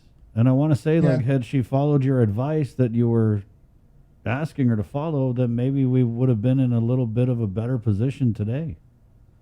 Yeah, change, and not change.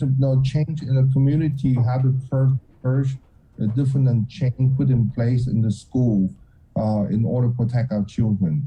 So those are two different change. I think that we just need to hear what the change in the school now and 2 weeks ago. What is in place that's different? I'm talking about the whole school system. It's not just a private school. Private school, they have made a lot of change way before the school opened. They, like I say, the number is much smaller. It's easier to handle. It's for example, the Japanese school, the population is so small, and those are very good control thing together. So there's not going to be any positive out of that school. But but for the general school that I go to public school, it's a huge school system that they really need to have a very firm backup that the GDOE and public health have to be in the same plate and present that to the people before the parents are comfortable to send the kid back to school. The search will continue on the outside. I don't think that our mitigation factor to curb the search right now is not enough. We really not changing the gathering. The gathering in a certain business are still untouched. They're still 100%. It just doesn't make sense. The we have the monoclonal antibody treatment. That treatment is mean to decrease the hospitalization up to about 70%, but it won't curb the surge. The positivity rate will always going to be there. The IV treatment is there. It's very important is to cut down the hospitalization as we identify these people and give them the monoclonal antibody before they hit the hospital. Right. So that itself is to decrease the hospitalization, but it does not decrease the surge. It's not. Yeah, so but we just heard from GMH they ran out. Yeah. Yeah, I think we don't have any on the island. Correct. At this point in Iran, but I think that we have another treatment, IV treatment that we used in the past. No, it's not as effective as the Regeneron, but it's better than nothing at this point. Wow. So which one is this one? Bamlani VMOP? I think it's a combination of it's the same concept, but it's not as effective against the Delta virus as the Regeneron. So it will work for the typical variants, except on the Delta virus, the variants is not as effective. But I think the Regeneron on order. The question time frame is how fast can we get it to the item? But right now we have a backlog of patients that are waiting for that IV treatment. Like I said, the idea is to give this to the patient at high risk to prevent them from getting worse and end up in the hospital. So it worked very well. We should plan ahead of time and not running out of this, but right now the whole nation are high demand, so we might be on backwards just because the demand is so. Doc, yeah, but we got a whole team coming out next week. I know. I hope they're bringing treatment some team. Doc, I know you're not advising the governor anymore, but I would like to ask you before we let you go to advise the people of Guam.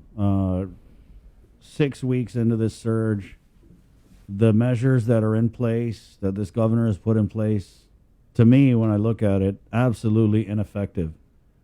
The targeting of the unvaccinated, the exclusion of that has done nothing to slow the spread of the virus. In fact, it looks like it's only made things worse. So what's your advice to the people of Guam this morning, Doc? I think we all have to work together, the vax and unvax. We all have to work together. Go back to true basic stuff. Wear your mask, wash your hand and social distance. And if you are sick or you feel anything like runny nose or a little bit of coughing, a lot of congestion, a little sore throat, especially on the fully vaccinated person, you need to identify that and stay home and go get tested, because that's not just a common cold. The reason that you have mild symptoms because you fully vaccinated, but again, you can transmit the virus just like the unvaxxed. So we have to put together as the same group again, as the one people, vax or unvaxxed, and go back to basic, respect each other, and that's the only way that we can curb this. The business community have step forward and put themselves down to 50%. So they are doing their job. They do a wonderful job. Just the gathering, again, need to be kind of, I know the 100% out there in certain sector, but I think the community can help by not attend those gatherings so much. And that's the only way that we can protect the whole island. Again, the children that 12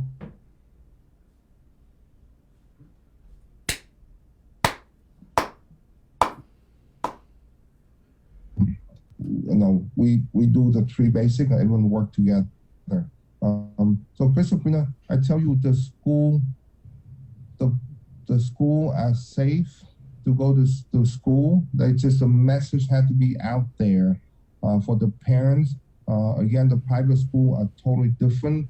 GDOE as a whole, I think that whatever change that was in place is different than 2 weeks ago. have to be in public.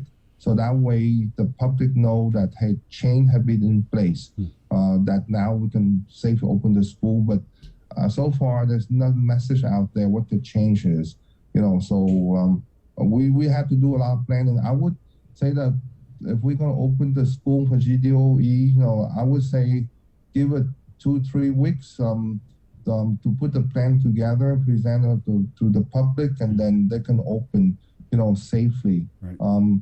Again, to curb this surge, it's going to take 2 cycles of the virus. So we have to go back and remember that 2 full cycles. Yeah. If we do things correctly, that means 1 month to curb the surge if we do things correctly. We just talked about this morning, Doc. Huh? We talked about this morning about why aren't we doing the whole thing we did last year where it's like you put the restrictions in place, you let them play out for 2 weeks, you look at the numbers, and you make a decision. Yeah. It takes two cycles of the virus, okay, to curb it. So that's been 1 month. Thank you, Doc. So to make the planning. Okay, guys, be safe. And, I think, the school opening, I support the private school. They think they are ready. But again, for everyone else, I think that a message had to come out to the public and let GDOE have time to put it in place. Yeah. And public health's got to step up because if they can't even answer the phone, how are we going to expect them to handle contact tracing at the school level when our children who are unvaccinated are very much at risk of not just catching the virus or the variants, but being very sick when they do. Thank you, Doc. Yeah. Thanks, Doc. You're welcome. Be safe, please. Okay. Always. Okay. Bye-bye. Bye-bye, Doc. Yeah. Yeah, that's the other thing. It's like, why haven't we beefed up public health? I'm looking at this COVID-19 situation report, and it takes you back to like the first case when everything started, March 12th, 2020 to September 3rd, 2021. And so they post this on their website weekly. So it's behind a week because it hasn't been updated. But I'm just looking at like the case breakdown. And for the age group from 0 to 9, there have been 850 positives. From 10 to 19 years old, 1,271 positives. It doesn't show like when, we started to see that increase. Yeah. But I didn't realize it was that many kids. It's a lot of kids. We hear it all the time. Lillian's saying they're coming through the ER. They're testing positive. We've seen kids being held for observation. We've seen the pediatric admissions. I believe there's one currently. Mm-hmm. We've heard from public health that they're testing positive at the sites. Yeah. It's 7:57. We do have a guy on the line about the PUA. We're going to get to you right after we take care of you, ma'am. Good morning. Welcome to the link. Good morning. Hafaday. How can we help you? First of all, thank you for everything you do. You guys do a great job. Thank you. Thank you, ma'am. Yeah, I just wanted to comment about the schools opening because I have a special needs child, and of course, having face-to-face would benefit him much more better than the online because it's very challenging. However, I feel that they should break the kids into groups. Because they say when schools first opened face-to-face, about 90% of the students were enrolled face-to-face, and I think that's just a little bit too much population. Yeah. And I'm concerned about that. And, I think that was part of GDOE's plan, was to do these types of cohort situations. But, John didn't have even that chance to... because the governor just shut it down. Yeah. So. And she shut it down, she said all these things about keeping the kids safe, and nothing has changed. It's gotten worse in 2 weeks. We're all just waiting to hear what I think I actually completely agree with the shutting down because the numbers are just ridiculously high compared to even the first time. Yeah. But because I did hear a couple days ago how parents were voicing their concerns on your show that they want their kids to be in school and blah, blah, blah, without factoring in the issue of the increase of numbers of positives that included a heck of a lot of students. Yeah. But, again, like I said, shutting down, I agreed with it so that we can kind of give DOE the chance to work on their plans and stuff like that. But same with you, I'm pretty anxious to hear what this phenomenon is going to be, because if it's going to be at 100, like 100%, all the kids go to school 5 days a week altogether, I don't agree with. Yeah. They should break the kids into groups, because even if you have, and they say that the schools are short-staffed. They don't have enough they don't have the manpower to enforce social distancing throughout the entire campuses. That I'm pretty sure of. Yeah. So I just wanted to give my opinion and say I think the kids need to be in groups, especially because of the fact I have a special needs child. Yes, he is fully vaccinated, but I agree with the good doctor. Fully vaccinated people can contract and transmit the disease to other people, because I know that on a personal level. Yeah. Not myself, but someone within my household. Well, if you look at the hospitalizations, ma'am, it's at 75 with 39 unvaxxed and 27 vaxxed. Exactly. So I'm just hopeful that they're going to use one of their backup plans and have the kids come to school in groups or whatnot, because I personally am afraid to send my kids to school, even if they say all kids report back on Monday. Yeah. I'm personally not comfortable sending my child to school. Yeah, and ma'am, I don't, at least on GDOE, like the private schools, it seems like they have a smaller population, so they're probably better able to manage the students. But from what we heard from GDOE this morning is that, they're probably going to do something with cohorts. And then with John, we just had him on yesterday, and he said that they would preserve the online model of learning for those parents who don't feel comfortable sending the kids. So I think if we put those like different cohorts, I don't know if they want to split it 2 or 3, whatever, double, triple session, and then hold the online learning up, then it should. I mean, theoretically, we should lessen the load of students at the campus level. But, I mean, I'm still concerned with the triple-digit positives. I think that we ought to ride this out. Yeah. I almost fainted when I saw them numbers, last night. Oh, my stars. Yeah, you ain't the only one. Thank you, ma'am. Yeah, well, thank you, too. And God bless you. And thank you for what you do. Be safe. Stay safe. All right. We'll just take one more quick one. Sir, you're calling about the PUA. Good morning. Okay. Sir? Right on. It's 8:02. Let's go ahead and we're going to go over to KUAM TV. Again, this is the link. It's proudly brought to you by Pacific Points, IT&E, Calvo Enterprises, and Jack in the Box. KUAM TV, here we come.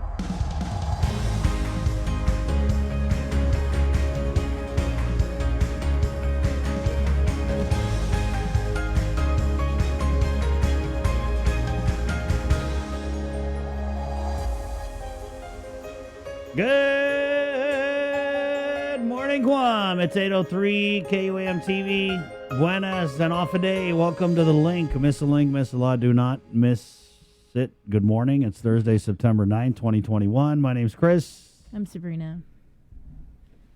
I'm Jason. Great time to jump in comments, everybody. There is a ton of really, really deep, insightful, inquisitive conversations going on right now. So good job, Link fam. Keep it up. Greet us some.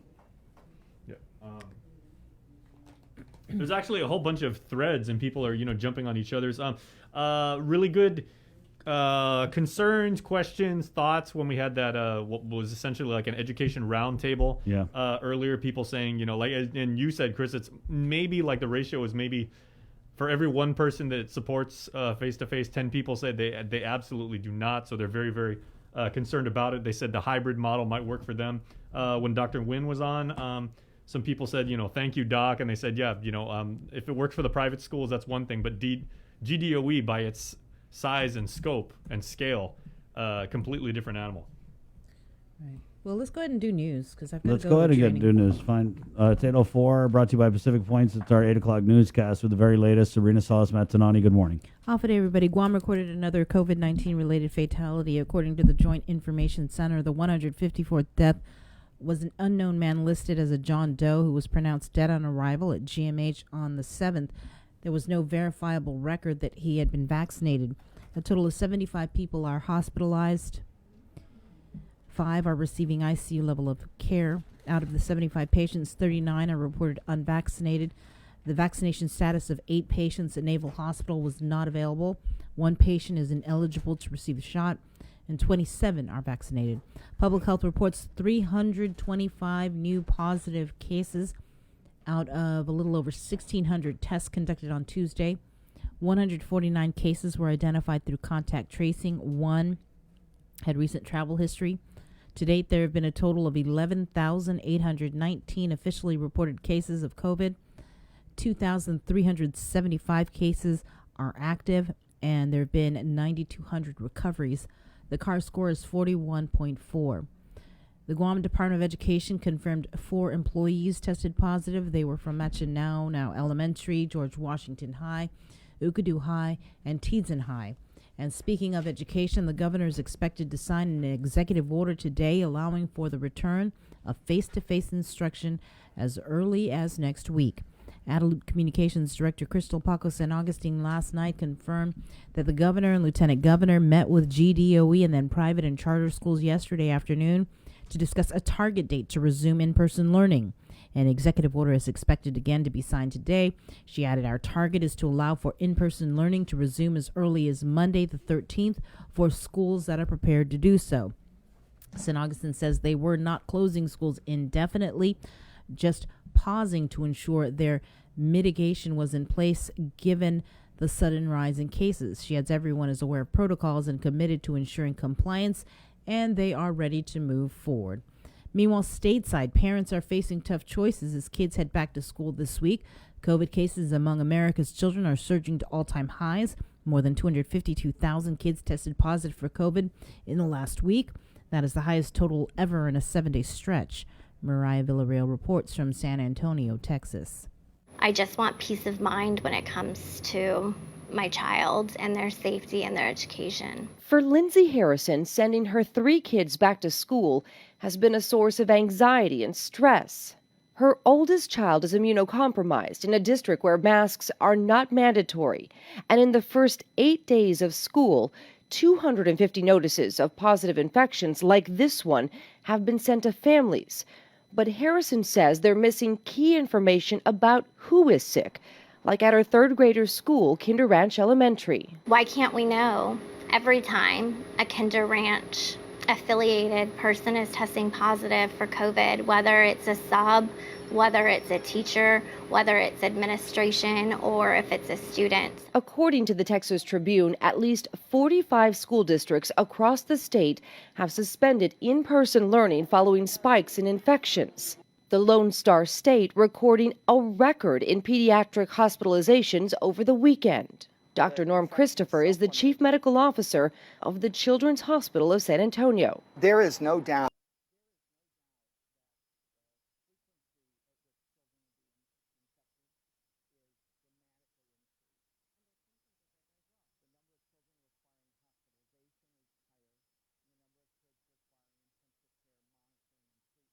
Is higher now than it was during the first or the second surge.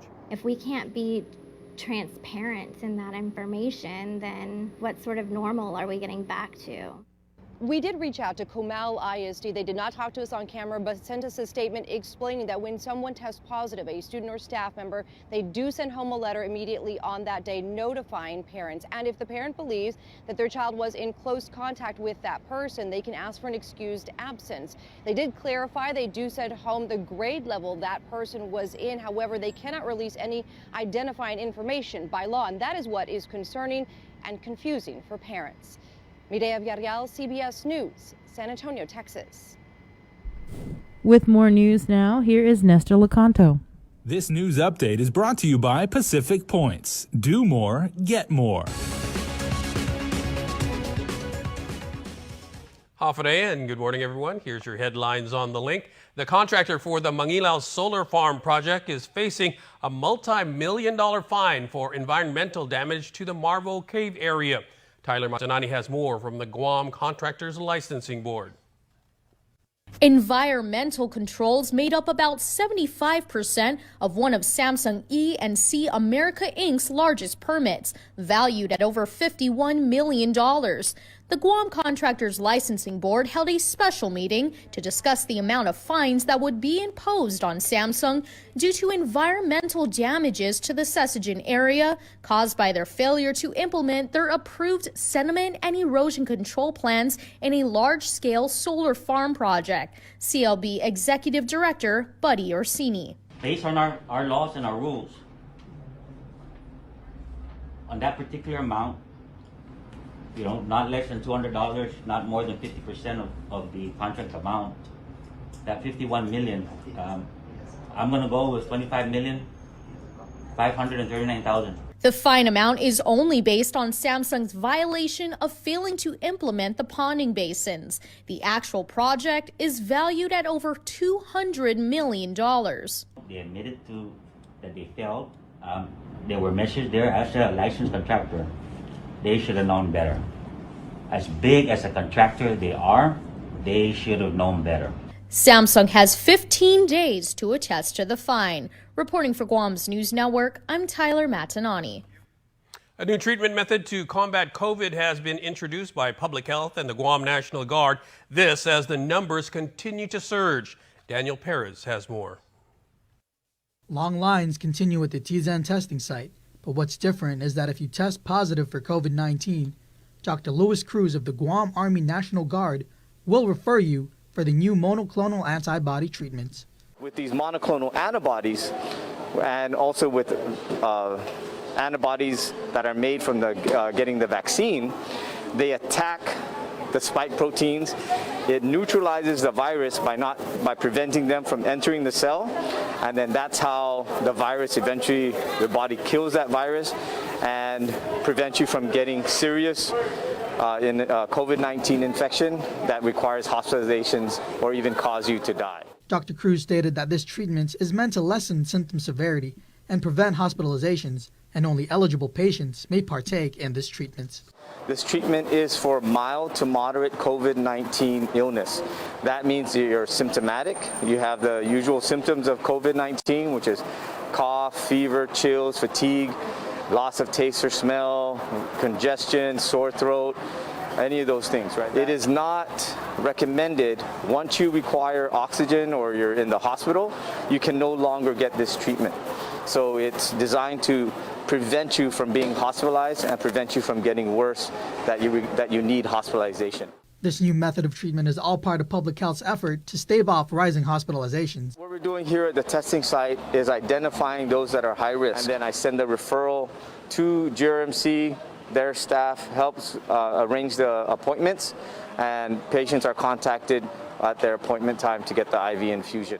Dr. Cruz further added that public health is planning to have a federal team come out so that the monoclonal antibody treatment will be readily available in the near future. He has this message for island residents about the MAB treatment. The monoclonal antibody treatment is not a replacement for the vaccine. These monoclonal antibodies, again, are laboratory made, and they only last for days to weeks in your system. When you get vaccinated, the vaccine stimulates your own immune system to produce these antibodies that last for at least 6 months or more. Guam Army National Guard Public Affairs Officer Mark Scott says they are still looking into using the former Forever 21 location as an infusion center for the MAB treatments, but no further information of when and if it will really happen. Reporting for Guam's News Network, I'm Daniel Perez. Meanwhile, the new chairman of the Governor's Physicians Advisory Group says they're counting on the new treatment to help ease the COVID surge. Dr. Nathaniel Berg says they're watching the situation very closely as they consider ways to mitigate the spread. Right now, our main efforts are at keeping people out of the hospital, and if they're in the hospital, getting them out sooner. That's the real threat to Guam, to our community, is overwhelming our healthcare system, and in particular, our lack of adequate bed space. Dr. Berg and the Physicians Advisory Group continue to urge the community to get their COVID shots. Although people have seen lots of non-vaccinated people in the hospital, they're not as sick, they get out faster, and the resources they use are less. So we want to strongly encourage people to please come and get vaccinated. And when those booster shots become available, to take advantage of it. He also responds to criticism of the governor's vaccine mandate, a mandate that prompted his predecessor, Dr. Hoa Wen, to step down. None of us want, and that includes the governor, I can absolutely say this, want to take away anybody's freedom. The effort is simply to protect those who could end up in the hospital and get sicker. It's a fine balance, and we recognize that. And as I said, the effort is not to increase mandates, it's to decrease them as soon as it's good for the public health. One thing Dr. Berg says they're not considering as of yet is a total lockdown. Because we think that the measures we're taking and the ones we're going to take will continue to keep the number of cases to as low a number as possible.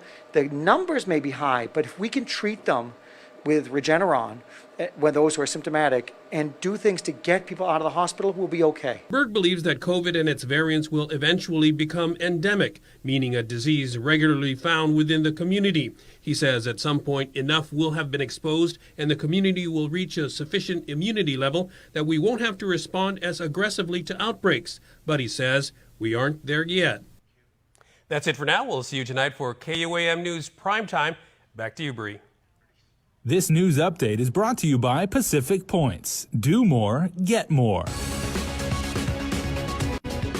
A.G. Levin Camacho and D.C. Attorney General Carl Racine are leading a group of 18 attorneys general in filing a front of the court brief to the U.S. Supreme Court to reject the exclusion of Guam and other territories from nationwide federal aid programs. The brief was filed in the United States versus Vallejo Madero case concerning whether it is constitutional to deny Supplemental Security Income or SSI benefits to residents of Puerto Rico. The attorneys general urged the court to carefully scrutinize Congress's reasoning for discriminating against the territories. According to a press release from the Guam AG's office, Congress must have a good reason for treating one state differently from another, and that a similar standard should apply to treatment of the territories. The brief also highlights the racist roots of discrimination against residents of U.S. territories and points out that by excluding territories from certain nationwide programs like SSI, Congress withholds assistance from areas in which it is arguably most needed.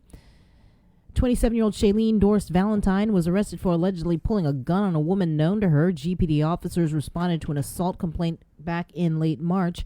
The victim claimed Valentine arrived at her residence and pulled out two guns. Valentine then allegedly pointed one against the victim's inner thigh and stated, "If you scream or move, I'm going to shoot you." She then allegedly began punching the victim in the face before making her go to a room where she then allegedly began rummaging through her bag. When officers arrested Valentine on the 7th, she admitted to punching and slapping the victim and laughed. When asked about the gun, she said it was fake. Valentine was on pretrial release for another felony case for possession of an unregistered firearm. She was charged with terrorizing with notice of a felony while on felony release and assault.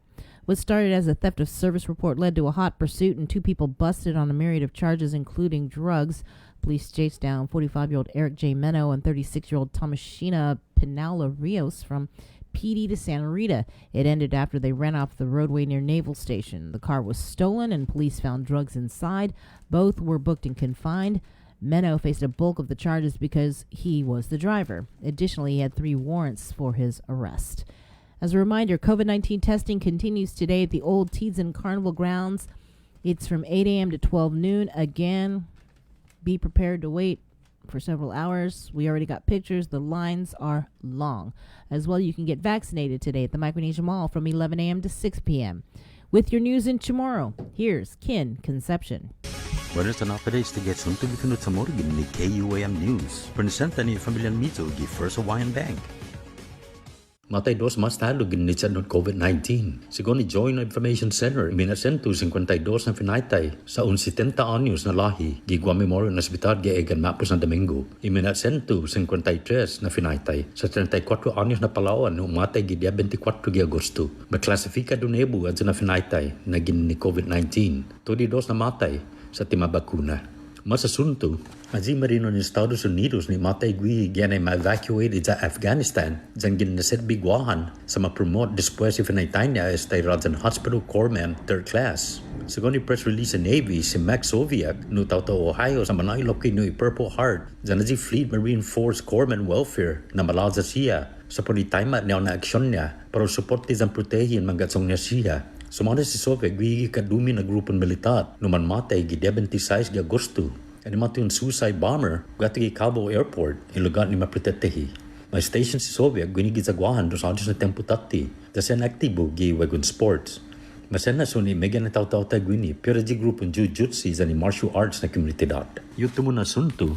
Desde Paugo siya Archdiocese agad niya manaligaw nuevo na Superintendent of Catholic Education. Según si Tony Diaz, si spokesman para Archdiocese, manaprominag ko siya para masoda itauto ni Pagtimon ST sen importante na posisyon gigumadzuos. Da kumbibida di siya man bravo za nizim ang kwalifikasya na profesional para manaplika antijuto mo na dia no ST na betnis dia 10 September. Esta 3 manaplika para managwayan sigida sa di interview panel para matutunin entrevista siya and sigida sa dispersi deadline. Thank you for aplica para más información por este, visita archagania.org/jobs. Para Guam News Network, Gualsikin Conception. Yasuto ifinut sa moro sa presenta sa ninafatto ni Familiang Mizo di First Hawaiian Bank. Say hello to the First Hawaiian Bank mobile app. Got a question about your finances? You've come to the right place. Bring all your accounts together, even those that aren't with us, and see the big picture, right down to the smallest detail. Unlock powerful tools like Insights and Money Map that help you save time and take control of your finances. When you connect accounts with the First Hawaiian Bank mobile app, it all starts with yes. This season of The Voice promises to be the best one yet, with singer Ariana Grande joining the star-studded Coach lineup, including John Legend, Blake Shelton, and Kelly Clarkson. Happen to see how last season ended? I won. But that's why I'm here. To get you hyped up for the big premiere, KUAM Communications are giving you the chance to win $500 daily between September 13th to September 17th for showing us how much you love The Voice. All you have to do is listen to The Link on Breeze 93.9 FM or watch the live stream on Facebook Live, and when prompted, call in with your answer to The Voice Daily Trivia Challenge. And then on premiere day, September 21st, check out KUAM Digital for a special bonus question and another chance to win $500. Visit KUAM.com for official rules and regulations. Some restrictions apply. The Voice, brought to you locally by First Hawaiian Bank. Take in the panoramic beauty of our island each Sunday on the KUM News Instagram with Scenic Sundays. Scroll through the natural beauty of the island on display. Scenic Sundays on the KUM News Instagram is brought to you by Addis Trust and Investment, Location, Service, Trust, and Haagen-Dazs Shops Guam, where every day is made extraordinary.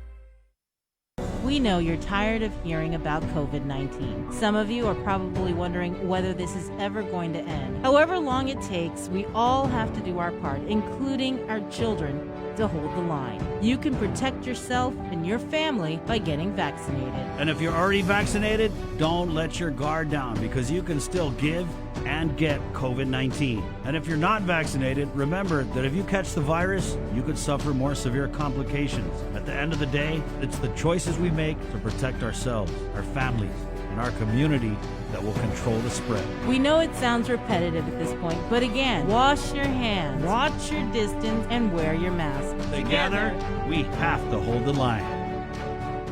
The KUAM Podcast Network is back and on demand, featuring a great variety of podcasts from our island and region, including culture, lifestyle, awareness, crime, politics, commentary, comedy, and entertainment. Available on most streaming platforms. The KUAM Podcast Network. Subscribe and listen now.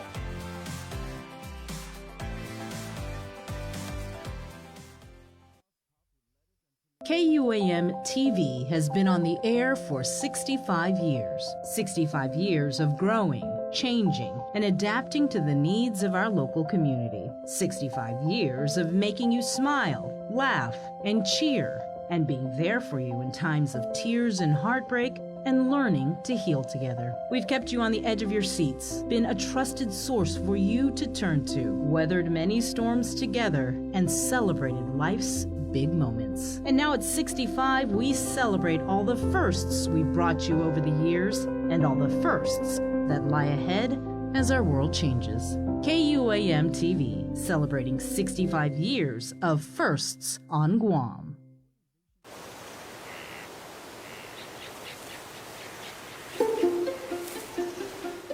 Guam was once home to over 12 native species of forest birds, each with their own unique sound, color, and role to play in our ecosystem. However, the arrival of the brown tree snake has threatened their existence. Today, only 3 of these species still exist in the wild. But what was once lost can be restored. Join the Department of Agriculture's efforts to restore our ecosystem. It is only through partnerships with various organizations and the community that we can give our native birds a future.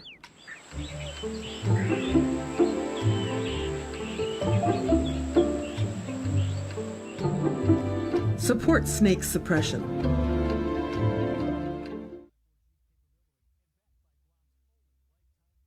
The relationship between Guam and Manila, Philippines is undeniable as we share similar cultural traditions, history, and heritage. With generations of Filipinos calling Guam home, KUAM presents a monthly look at the capital city featuring in-depth and engaging interviews on everything from medical tourism to new business and government leaders. Veteran newscaster Nestor Lecanto delivers Beyond Our Borders. This special program is brought to you by KFC and the Medical City, where patients are partners. GU Self-Storage, conveniently located near the Harmon McDonald's, offers fully covered loading and unloading area with individual pin-coded gate and door access. Call us today at 648-7867 for more information. Do you feel like you're missing out on something? Make life more rewarding with Pacific Points. Earn and redeem points for bill rebates and free load at IT&E, discounts on fuel at Shell, vouchers at Foodies, and United Mileage Plus miles. You can even pay with Pacific Points at IT&E, Shell, and Foodies. Pacific Points. Do more, get more. This season, KUAM Communications is ready to go with more games, more championships, and more sports specials guaranteed to bring out the fan in you. Don't miss a minute of gameplay from NBC on KUAM TV8 or from CBS on KUAM TV11. We're bringing you all the action and excitement brought to you locally by Michelob Ultra, the superior light beer, Mariana's Irrigation and Landscape, and Docomo Pacific. KUAM's multi-platform morning show, The Link, just got a little more delicious with Feed Me Fridays. Chris, Sabrina, Jason, and the rest of the morning crew will take some time off each Friday to talk, taste, and tempt you with all the latest and greatest food and drinks on Guam. Old faves, new hits, and everything else we can put in our bellies. It's Feed Me Fridays on The Link, brought to you by King's Restaurants, Ruby Tuesday Guam, and Devondale. Catch SportsLink on the KUAM News Morning Show, The Link, every Friday to hear about the latest in sports news, game schedules, athlete profiles, and more. SportsLink, brought to you each week by Cure Alkaline Water and Mariana's Irrigation and Landscape, airs every Friday across the multimedia platforms of KUAM. Tune into the broadcast on Breeze 93.9 FM on KUAM TV 11, live streaming through the KUAM News Facebook page, or view highlights on YouTube, KUAM News Facebook, and Instagram. SportsLink is hosted by Dave Delgado through KUAM Sports, and he will make sure that everyone knows what is happening on the fields, in the gyms, and everywhere in between. See what's on TV tonight with schedules, network news and notes, local promotions and giveaways on KUAM Communications social media pages. Like and follow us on Facebook or Instagram now for all the latest and never miss out.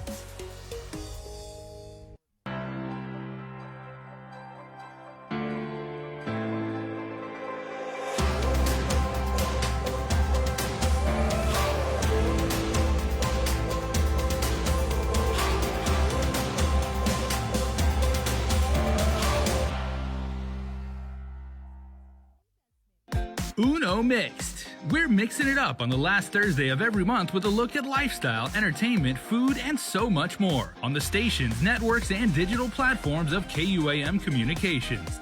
Uno Mixed is presented to you by Docomo Pacific, Better Together, and Pepsi.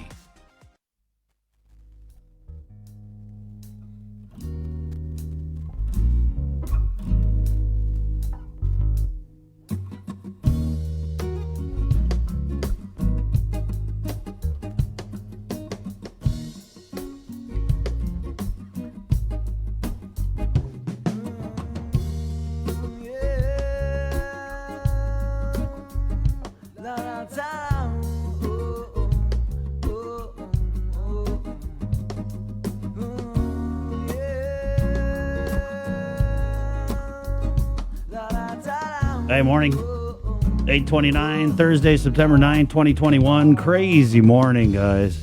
Crazy. Sorting everything out. Coming up. Will marijuana help or hurt tourism in Guam and the CNMI? That's the subject of a virtual seminar being put on by the district court, and so Jason will have that interview. Also, we're getting CPS. Guys, there's been hundreds of complaints, and that's another argument that some people make about supporting a return to face-to-face learning, is that a lot of kids are stuck at home, and school is that mechanism where we see a lot of cases, whether it's abuse or neglect, being reported. So there's also that side of that conversation. Good morning, it's 8:30. Thank you, Burger King, guys. Proud sponsor. I want to thank Burger King because for many years they have really supported our mission to support our local artists. I mean, I'm talking years-long commitment to Live Local Fridays, where we've had like hundreds of bands come by and play live music for you guys. So thank you for that commitment, Burger King and our friend Rudy, and also their commitment here as we continue to support the local music with the Cover Me segment, which is brought to you by Burger King. And we're, this morning, so blessed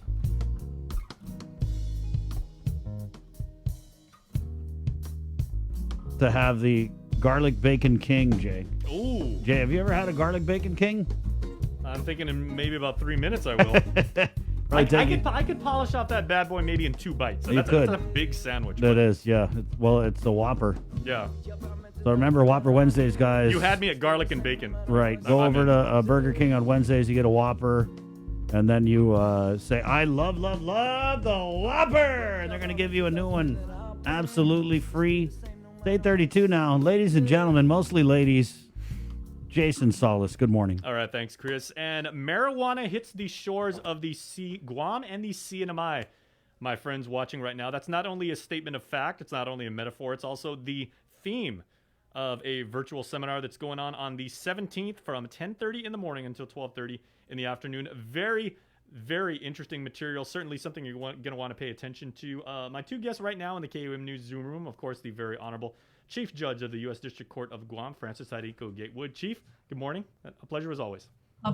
Half a day. Thank you, Jason. All right. And then we welcome into the Zoom room for his very first time, because serving as the moderator from his chambers, it looks like, in the great state of Arizona, Judge Daniel Collins. Your Honor, a pleasure to meet you, sir. Jason. Glad to be joining with you today. All right. So, we're talking, Your Honor and Your Honor, as it were, on the theme of, will the presence of marijuana, now that it's been legalized and everything like that, will it harm or will it hurt? I would say, given the fact that, it has passed right now, there's so many different ways you could contextualize this. Obviously, with the both of you here, there's a legal aspect. There's the psychological aspect, there's the economic aspect, there's the lifestyle aspect and everything like that. So, Judge Collins, I'd like to start with you, please, sir. And as the moderator, what are you thinking as far as, topics to be brought up and maybe debates to be had? Well, let me, first of all, talk about the people we have on the panel, because I think we really have an all-star cast here. From Guam, we have the director of the Guam Visitor Bureau, Milton Morinaga. He's going to attack this whole discussion from the tourism point of view. Is this good for the island? Is it bad for the island? Is it good for the economy? And what are the concerns? So I think it's going to be really important to hear his voice and his point of view. We then have Vanessa Williams, who's at the Guam Recreational Marijuana Board. She's going to talk about the regulations that are in process and being developed right now, and what it's going to take to get a license, and what that license is going to offer when somebody does have it. So she's also going to be able to talk a little bit about what the experience has been around the country, because she's been studying some of the regulatory work done in states around the U.S. And then finally, we have Mitch Kahn, who is actually an entrepreneur. He's a real estate guy, but he's also was the owner of Grassroots Cannabis. They sold to a much bigger concern, and my understanding is this transaction was hundreds of millions of dollars. He's very much in the know about the economics, about the challenges in running a marijuana business. And so I think we've got a great lineup. So we're going to be talking about economics. We're going to be talking about impact in Guam specifically, and CNMI, and also what's going on in CNMI with their regulatory scheme as well. Yeah, we've done several stories over the last couple of years about how the CNMI has been able to commercialize and legitimize their cannabis industry. They might be considered as a model of how to do it right, how to get it off the ground running, how to make sure that they're doing it according to code and make sure it doesn't get out of hand. Chief, I'd like to go over to you and everything, because the panel, the one thing that sticks out to me is it seems like it's very fair and balanced. You don't have one person who's 100% pro and then one person who's 100% con, and then let's pit them against each other. It really seems like you're going to cover all bases and across the spectrum say these are the arguments why it should work. Here's some of the arguments of some of the expected pushback. Yeah, I mean, I think you're right. It's such a hot issue, and Guam is further behind than the CNMI.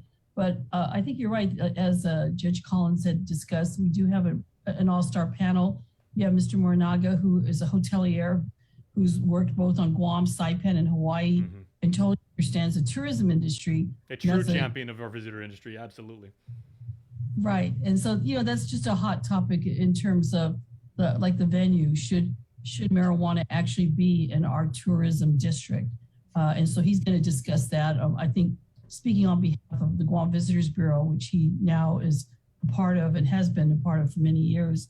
And Mr. Khan, as Judge Collins discussed, is somebody who has been involved front and center with the actual business of cannabis.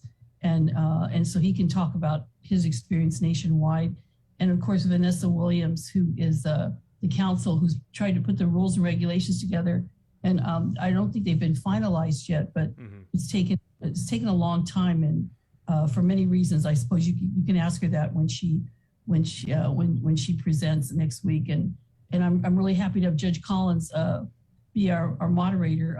He's actually been on KUAM Link, but it was with Chris and Sabrina previously, because he's worked very closely with our district court and the Guam Bar Association in presenting 3 virtual bankruptcy seminars several months ago. So he's new to you, but he's not new to KUAM. So, and I just wanted to also say that it's not just the District Court of Guam that's sponsoring this, Jason. It's also the Guam Bar Association and the CNMI Bar and the CNMI District Court for their island. Well done. Well, Judge, I should say welcome back.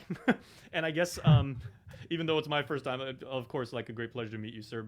And now I would say, and both of you may jump on this as you see fit, but now that we have here on Guam, a legal framework with which to work, if people wish to set up enterprises or do this, or the usage of cannabis in our community, whether for medical reasons, whether for recreational, what have you, based on your own experience and maybe some of your conjecture from your benches, do you anticipate a certain amount of suits to be filed, of complaints to be made? Just even coming out of this, even though there is a law that says this is okay, do you still feel that there is going to be somewhat of a litigious nature about this? So Jason, let me speak to that a little bit in terms of the experience that I've seen in Arizona and around the country. Mostly it is medium-sized businesses that are starting these enterprises, and the money is mostly private, not from banks and so forth. And so what we have seen in very big numbers is very difficult litigation. I think I should have this control. You think you should be able to do that. We have business divorces, for example, and where are you going to resolve those? In my court, which is the bankruptcy court in Arizona, we can't handle those cases because it's still a federal crime to use, transport, grow, and so forth marijuana. It's a controlled substance and a violation of federal law. So we kick those cases out pretty routinely, and they end up in state court. But really, a lot of those lawsuits are partnership disputes or business divorces, as I say. There's been really, because there's so much money involved, because there's so much traffic in commerce now related to cannabis enterprises, litigation follows. And so, yes, the court dockets start filling up with this. Okay, and now maybe on the other side, for people that that do see this as a big opportunity, and they want to do everything by the letter of the law, but for entrepreneurs that say, okay, I'd like to set up maybe a little dispensary or a little mom and pop shop. And my business plan is I have the hope that maybe by year 2, I would have been able to branch out throughout the Marianas and go regional here. And then maybe by the end of year 5, I'd maybe be able to go, semi-national or something like this. Because of the nature of this business and because it's so much in its infancy at this point, can I actually plan on maybe seeking venture funding? Are there limits to what I can do because it's still kind of seen as a controversial nature? Like, how big can I get if I want to grow this into a thriving business? So I think your observation is really good about how these businesses get started. People who are particularly interested in marijuana and maybe they've got their VW van out back and they're going to start a little shop. Precisely. Some of that is true. I mean, that stereotype has kind of started with the growth of the business, but over time, it's really an economic enterprise. And so a little more sophisticated buyers come in, a little more money is coming in. None of it's institutional, but one of the biggest obstacles to having it really truly grow is that at least at the federal level, you're not going to be able to have a federal Security and Exchange approved entity to draw big time capital from around the globe to fund these enterprises. That can happen in Canada, and we'll talk a little bit about what happens there.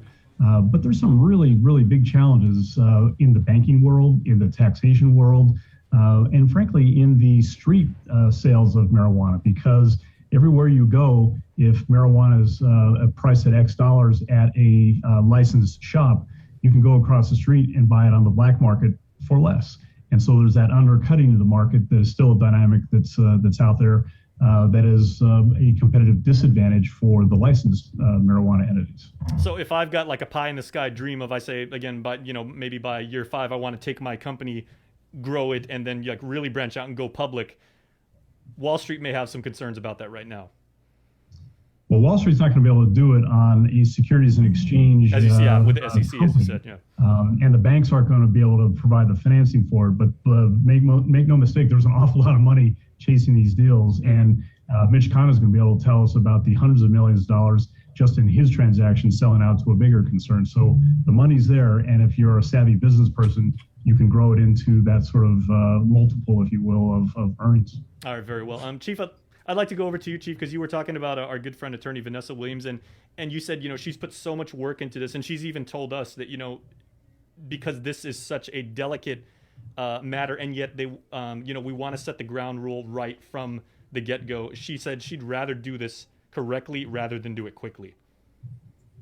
Right, and she, Jason, she said that same thing to me and Judge Collins as she was preparing for, as she has been preparing for the panel. And she's only focusing on the recreational component of the business. There's a whole different board for the marijuana board and so, or marijuana business. I'm sorry, medical marijuana business. So yeah, I think that I just speaking to her, she's indicated that she's had several drafts. She sends it up to the Attorney General's office. Probably the civil division or a solicitor's division to get their opinion on whether or not they appear to be proper. So I think that's why there's been such a long period of preparation in finalizing the rules and regulations. Now, obviously, I'd like to wrap up with this thought. And even though this continues to be a matter that so many people in our island community, which is obviously very, very tightly knit, very faith oriented. Some people have very strong opinions, on one side or the other. As all of your sessions are, Chief, bringing this with the district court, and as you said, the Guam bar, the CNMI bar, this is an open community event, right? So certainly this is something that everybody's going to want to tune into because you are going to learn a lot from this. And you don't have to be a bar member to avail of the information. That's correct. The Guam Bar the Guam Bar Association is a sponsor. So the lawyers have to pay. We've just decided that we're not going to make everybody else have to pay. So they can, but they have to register. So it is open to bankers, lawyers, mental health professionals. Let's see, who else do we open this to? Restaurateurs, hoteliers, government agencies, consumers, persons who are wanting to open up these type of business. So those those other non-lawyer participants who want to be participants can register with the Guam Bar Association, but they have to be registered. And it is going to be held September 17th, Guam Day 2021, which is next week, Friday, from 10:30 a.m. to 12:30. So it is open to the public. And I think, first come, first serve. I've already received word from the Guam Bar. I haven't shared this with Judge Collins, but we've already started getting some registration, and it's a good number. So that's a good thing. Outstanding. And thank you for making this open to the community, because I was thinking, am I going to have to enroll and pass law school in the next 8 days, so I could jump in, because I'm very much interested in hearing the discussions. Well, I'm going to stand up for all broadcasters and everything, and we can watch too. Okay. Well, Judge Collins is he's a very effective moderator, as I've seen him in action. And so I think he may comment on potential chat part of the panel presentation, whether people can get engaged in that. Judge, I don't know, have you? Well, it's going to be on a virtual platform, so there is going to be a chat feature, and we're going to try to address the questions as they come in. One of the things we haven't yet talked about, Jason, that I want to highlight is that this 2-hour program, a half hour of it's going to be devoted to ethics. Not just lawyer ethics, but judicial ethics, business ethics, CPA ethics, and the like. Whether we get into religious ethics or not is a different story, but I think that's an important part of this, because, for example, if a lawyer is counseling a client on developing their marijuana business, hanging behind the entire structure of this is the federal law that they're breaking by buying, selling, transporting, and growing marijuana products. All right. Well, so that's going to be once again next Friday on the 17th. You can go to Guam. Is it guambar.org to register? Yeah, you can get onto the Guam Bar Association .org. It's actually, I'm sorry, you can contact Edgar at info@guambar.org. There you go. Our good buddy Edgar Dumlau doing great work over there with the bar. So, Chief, thank you so much. Always a pleasure to talk to you. And Your Honor, Judge Collins, a pleasure too, sir. Jason, a pleasure meeting you. Thanks for having us on today. All right, so make sure everybody register for it, because it's going to be a very, very informative discussion. We'll be back with more Link right after this. Did you know? The KUAM Podcast Network is back and on demand, featuring a great variety of podcasts from our island and region, including culture, lifestyle, awareness, crime, politics, commentary, comedy, and entertainment. Available on most streaming platforms. The KUAM Podcast Network. Subscribe and listen now.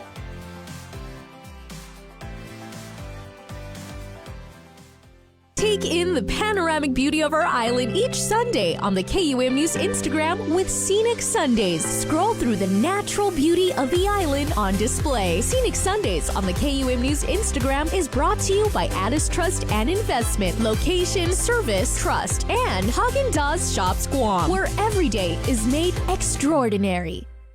This season of The Voice promises to be the best one yet, with singer Ariana Grande joining the star-studded coach lineup, including John Legend, Blake Shelton, and Kelly Clarkson. Happen to see how last season ended? I won. But that's why I'm here. To get you hyped up for the big premiere, KUAM Communications are giving you the chance to win $500 daily between September 13th to September 17th for showing us how much you love The Voice. All you have to do is listen to The Link on Breeze 93.9 FM or watch the live stream on Facebook Live, and when prompted, call in with your answer to The Voice Daily Trivia Challenge. And then on premiere day, September 21st, check out KUAM Digital for a special bonus question and another chance to win $500. Visit KUAM.com for official rules and regulations. Some restrictions apply. The Voice, brought to you locally by First Hawaiian Bank. We know you're tired of hearing about COVID-19. Some of you are probably wondering whether this is ever going to end. However long it takes, we all have to do our part, including our children, to hold the line. You can protect yourself and your family by getting vaccinated. And if you're already vaccinated, don't let your guard down, because you can still give and get COVID-19. And if you're not vaccinated, remember that if you catch the virus, you could suffer more severe complications. At the end of the day, it's the choices we make to protect ourselves, our families, in our community that will control the spread. We know it sounds repetitive at this point, but again, wash your hands, watch your distance, and wear your mask. Together, we have to hold the line. Say hello to the First Hawaiian Bank mobile app. Got a question about your finances? You've come to the right place. Bring all your accounts together, even those that aren't with us, and see the big picture, right down to the smallest detail. Unlock powerful tools like Insights and Money Map that help you save time and take control of your finances. When you connect accounts with the First Hawaiian Bank mobile app, it all starts with yes. Catch SportsLink on the KUAM News Morning Show, The Link, every Friday to hear about the latest in sports news, game schedules, athlete profiles, and more. SportsLink. Brought to you each week by Cure Alkaline Water and Mariana's Irrigation and Landscape. Airs every Friday across the multimedia platforms of KUAM. Tune into the broadcast on Breeze 93.9 FM, on KUAM TV 11, live streaming through the KUAM News Facebook page, or view highlights on YouTube, KUAM News Facebook, and Instagram. SportsLink is hosted by Dave Delgado through KUAM Sports, and he will make sure that everyone knows what is happening on the fields, in the gyms, and everywhere in between.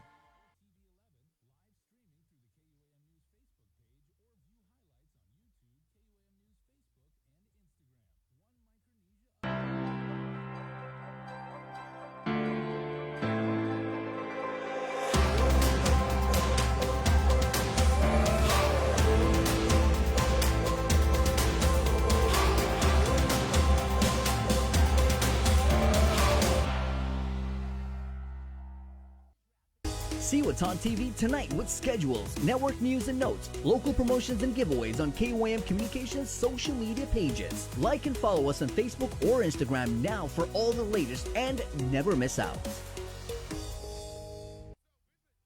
The Culture Club returns to KUAM Digital and KUAM News Weekend Edition, highlighting Guam's young artists, activists, and crafters as they work to protect, preserve, and promote our Chamorro culture. Watch this weekly feature on the digital platforms of KUAM News Weekend Edition, brought to you by Hanum.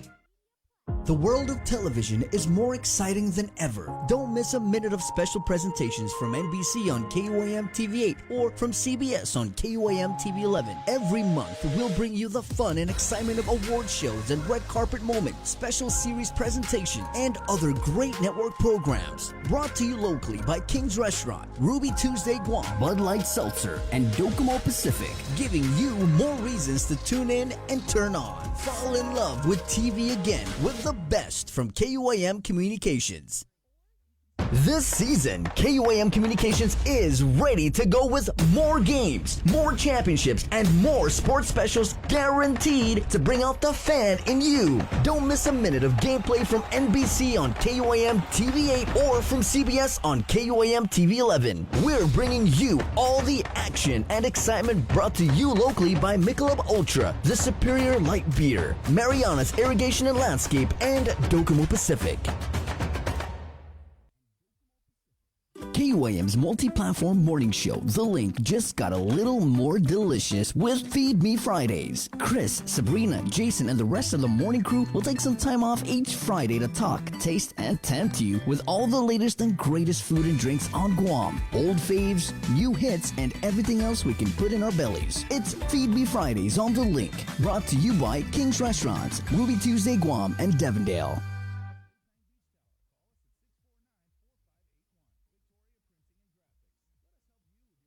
Looking for TV schedules, upcoming sports, or special presentations, or what you may have missed over the busy week you had? Well, look no further than KUAM Digital Digest. This weekly emailed newsletter puts all kinds of information in the hands of subscribers each and every week. Just subscribe and we will make sure you keep up with your favorites and stay informed and entertained throughout it all. Go to KUAM.com, click on the newsletter tab, give us your email address, and you are all set.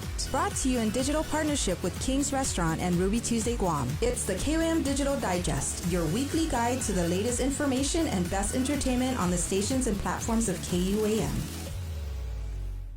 KUAM TV has been on the air for 65 years. 65 years of growing, changing, and adapting to the needs of our local community. 65 years of making you smile, laugh, and cheer, and being there for you in times of tears and heartbreak, and learning to heal together. We've kept you on the edge of your seats, been a trusted source for you to turn to, weathered many storms together, and celebrated life's big moments. And now at 65, we celebrate all the firsts we brought you over the years and all the firsts that lie ahead as our world changes. KUAM TV, celebrating 65 years of firsts on Guam. We got your 6. At 6 a.m. with The Link on Breeze 93.9 FM. Bree and I connect you with all the latest news and information you need to know to start your day. Then check back with Guam's news leader at 6 p.m. for the day's top headlines with KUAM News Primetime. From 6 a.m. to 6 p.m. and everything else in between with KUAM Digital, we got your 6.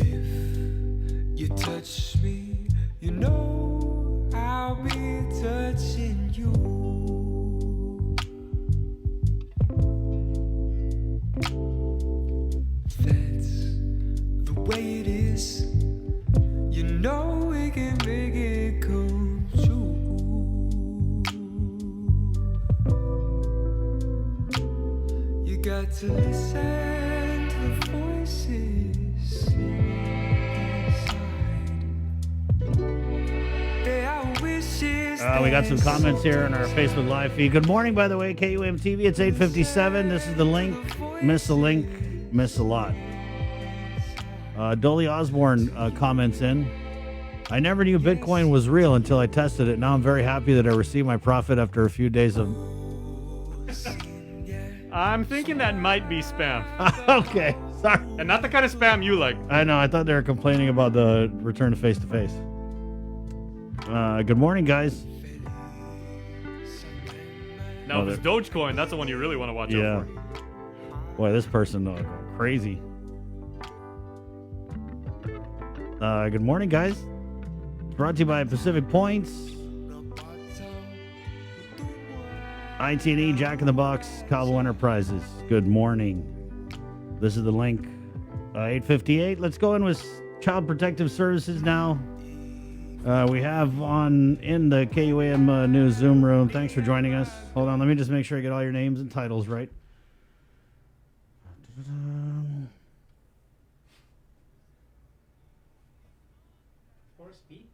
Yep, here we go. Of course, there's Peter Santos, who handles investigations. He might be a familiar face. He did a little stint here, a tour here at KUAM as a pretty bang-up investigative reporter, Pete. So, I mean, we're sad to see you go, man, but it really looks like you're trying to do good work over there at CPS. So it's good to have you back here.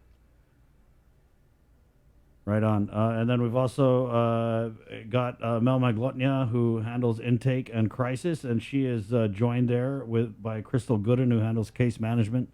Good morning, ladies. Oh, let me turn it. There we go. Hi. Good morning. There you go. And Jolyn is also with investigations, and we're talking Child Protective Services. And, you know, we usually get Director Brennan on, and so when I'd asked Director Brennan to come on yesterday, she said, you know what, let me give you some of the boots on the ground people, right? And I just kind of wanted to start because the director had told me that you all had a really long day yesterday. And when I said, well, why? What happened? She said, ask our investigators and our case management people when they come on the link tomorrow. So we'll just start there. What happened yesterday? Why was it a long day for you guys? Well, we exerted custody over some minors, and prior to placing them into foster care or relative placement, we actually got them tested and they came out positive. So, we were stuck in a situation where me and Peter were both exposed to these minors, in addition to two of our other staff that assisted us in removing the kids. And so basically today we're in quarantine, and these are things that happen on the job. We're basically really frontline in going out with GPD, removing these kids and putting our lives at risk and our families' lives at risk. And we do it for the sake of the kids, for their safety, and me and Peter were out there for the longest time. We're trying to figure out where we're gonna put kids that what families would take in kids that are positive and stuff. So we had to figure that out with the director, the deputy director, and our management, which were very supportive in everything we did, and we were able to situate the family and everything. I'm really thankful for the support system we have with our supervisor and up. I told Melanie yesterday when we were texting, I was like, man, your staff, true frontliners. I mean, right there in the black and white of it. Peter, I want to ask, because you went from covering the news here to being an investigator with Child Protective Services. And I know that it's definitely different, right?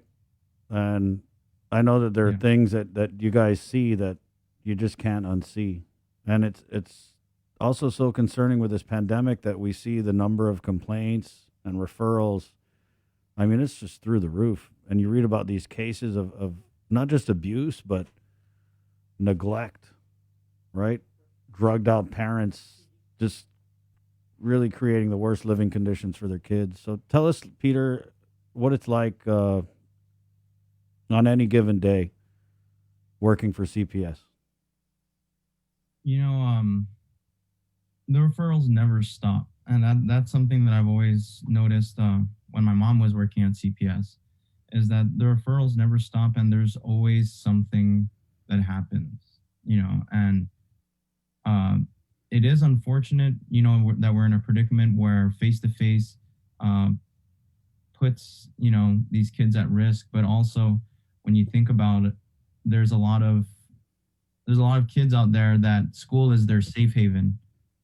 For that 8 hours a day, they're away from the person that's been abusing them. They're away from that kind of trauma that they face on a day-to-day basis. And now they're back, a lot of them locked up with their abusers.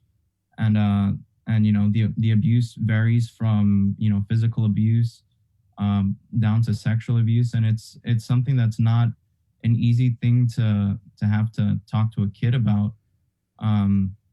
And yeah, I'm working, at KUAM.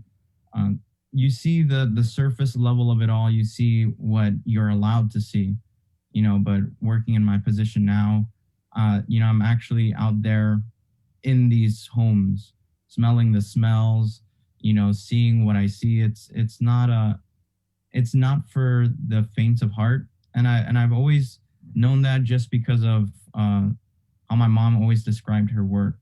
But to actually see these things and to talk to these kids and to hear their experiences and what they're going through and what has happened to them, or, the real big issue of neglect too, just the kind of living conditions that some of these kids are in. It's really easy to quarantine when you have Wi-Fi and aircon and a bed, but when you're stuck at home and there's nothing, no power, no water, sometimes no roof, no walls, some people are living real hard lives, and people don't necessarily see that side of Guam. If you're not in it, you don't see that side, that people live in, abandoned buses and things of that nature. It's real hard out there. And especially, like you said, being boots on the ground kind of thing, really being out there, it's definitely something that is a job that people need to be doing, but it's a very hard job that it seems like only a few people want to do. Jolyn? So to piggyback on what he was saying, it's basically, for me, it's kind of like when he's talking about the kids in the school, and now that they're back to online. So basically we have like a bunch of cases, referrals come in, we want to interview these kids, or we cannot contact them through phone. We go out to do home assessment or home visits, and we're not able to do that because we can't locate the home because there's like a ton of people's houses are not marked or anything. So we want to wait until these kids come into the school so we can go out and investigate there, because that's the only way we can get a hold of them. And it's a struggle for us now because, we were waiting since the summer to tackle these cases, and then, we're back to online. So we're doing as much as we can do, when the school was in session. And what do you call it? But for like the day-to-day basis is basically like tackling the referrals, going out to the homes and making sure, the kids are in a good living condition and there's food in the home and stuff like that. And what do you call it? I'm actually from DYA, and I'm actually just I'm detailed to CPS. I'm one of the 3 social workers that were brought over to CPS to assist. And this work at CPS is honestly totally different from what I was doing at DYA. Where you're not working with just the kid, you're working with the entire family. And that's what's a strain on all the social workers, is that you're not just looking for the best interest of that minor and how to keep them safe. You're actually even working with the parents to ensure that they are on track with their goals, to reunify them with their family or with their kids. And with the stigma, there's actually like a stigma with CPS. People think that we just come in and take the kids, like we want to take the kids, That's not what we want to do. We honestly want to go in there, keep these kids safe. If that means to take them away temporarily, then we would do that. But our main goal is to always reunify them with their families, with their parents, their biological parents. And so when families or parents go like crazy when we're removing these kids, I try to talk them down and let them know, like, hey, we're here to help you. We're not here to, make a commotion and traumatize the kids. We want you guys to be civilized and, understand that we're here to help. And that's basically it. We're there to help the family as a whole and not just, take kids away for no reason. Yeah. Peter, or just because of that. Peter, you talked about, being a KUAM and you see what you're kind of allowed to see, right? But we have seen, I mean, God, it I don't know if it's just as bad, worse than it's ever been, but it's just a lot, story after story. Parents who are putting drugs before taking care of their kids, right? I mean, I want to say there was just like 3 crazy neglect stories in the last couple months, right? So is it, I mean, and we'll fold case management in here. Are you guys seeing, because we haven't had school, I mean, obviously there's an increase, but is it as bad as you guys have seen it over there at CPS? I'm sorry, Chris. Was that question geared towards me? Sure, yeah. Anybody who wants to. Management? Yeah. Okay, so for case management, pretty much we're this unit that receives all the cases from the crisis unit as well as the investigation unit. So we're the ones that really work with the family in the long term. We do have a lot of court intervention cases. And just because we're in the pandemic, we still have court hearings, progress hearings. We still need to follow up with all the services with families. We still need to make sure that the children are cared for, linked to services.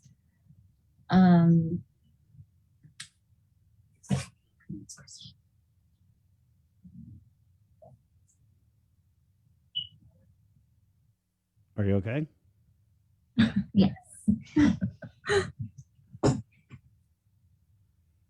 But I mean, just are you guys seeing like the most cases you've ever seen? Because again, like I said, it just seems like when you see these headlines, like 700 referrals increased, and we all saw during the lockdown, the referrals piled up to like about 1,000, right? So there is an increase of actual cases transitioning over to case management for the past, since I've been here, it's been the most. And because of the cases piling on, we definitely need a lot more social workers in our unit to manage all these cases. How do you guys not get mad when you go into these scenes? No, I mean, I'm serious, because when we were just looking at the news and even reading the magistrate's documents on a lot of these cases that end up in the court, like, how do you just not go in there and like kick parents' asses? I mean, it's a legit question. I know that you guys probably struggle with those types of issues when you come onto these scenes and you're just like, what the hell is going on? Like, like when we're starting the investigation and we read the stuff in black and white, it's real hard to soak in sometimes, and it's real hard to kind of like have to keep your composure. But that's part of the job, where we have to be middle of the road and not leaning towards one side or the other. We're not there to say who's guilty and who's not guilty. Our main focal point is to protect the children, and that's kind of our whole our whole thing is we're protecting children and strengthening families.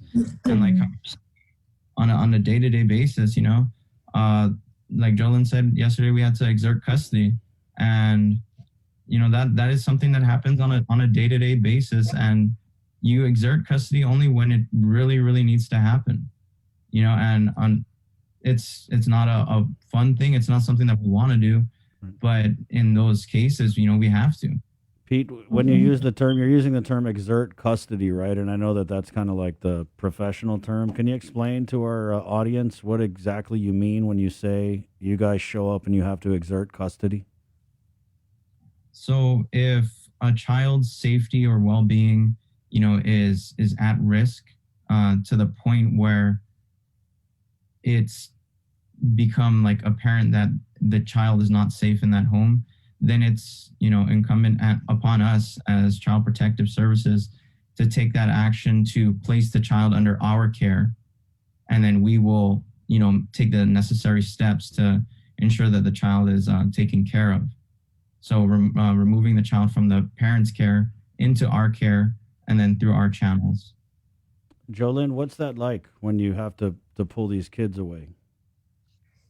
Honestly, it's very traumatizing. And my first time having to remove a kid was actually a baby, and it was in the middle of the night, like 11 o'clock. And I just had a baby, so I had to go to my car, get a car seat because our office was closed already.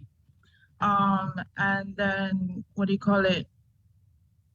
carrying that baby out of the precinct, and I'm a nursing mom, and my heart breaking, because the baby's like, mom, it's crazy. It's like, it's traumatizing for us as well.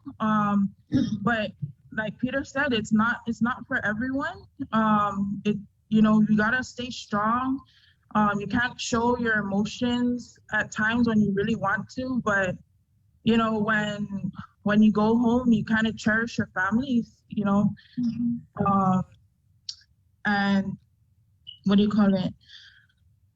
it's something different. And I feel, coming from DYA, that I'm really needed here, and I've been back and forth if I should just stay and stuff like that. But, we all have different missions, and the mission you know, as long as I'm here at CPS, I'm willing to do this mission, you know, as long as they need me to. Right. Let me ask Melanie and Crystal, right? So we haven't had face-to-face learning. It's been a couple weeks. It looks like when we do return to it, at least for like the public schools, right, it's going to be hybridized, meaning they're going to have cohorts and then some online. And I know at the school setting is where you have the teachers. They might notice something, whether it's a bruise or a change in temperament with the kids, right? So what can we do out here in the community if the kids aren't in school and the teachers and the counselors and the nurses or, you know, the staff are the ones who see things that kind of trigger involving you guys?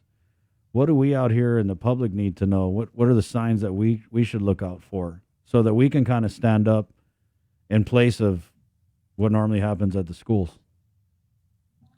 You know, at CPS, as an intake, right, at the intake crisis level, we take any type of referral. You know, we get a lot of calls and people say, is this enough to make a referral? You know, if you think it's wrong, call, even if it's just the littlest things. You know, these kids have no voices. They may think that what's happening to them is not wrong. And, you know, as an adult, you want to protect these children even from the littlest. So if you see that this child is, you know, how they look, you know, they look scared just by talking to you, or, you know, any little thing, just call, you know, ask questions, say, hey, is this something that should be reported? And, you know, we'll let you know if we need any more information or anything, but we take even the littlest complaint. You know, these children, like you said, they're not in school anymore, and they have nobody to really tell them what's going on. You know, like Pete said, that's their safe haven school.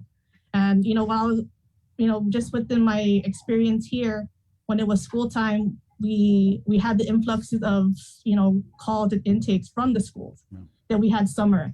And then it was like, it slowed down for a bit. And so every time when it hits school again, we're bracing for that, for all those calls to be coming in. And so, you know, these kids, they go to school for meals, right? They're neglected at school, at home because they're not being fed. Yeah. And, you know, thank God for these food drives, because if not, you know, they'll still be starving at home. So the community is doing very well with, you know, continuing to give the food, giving, you know, provisions for the children.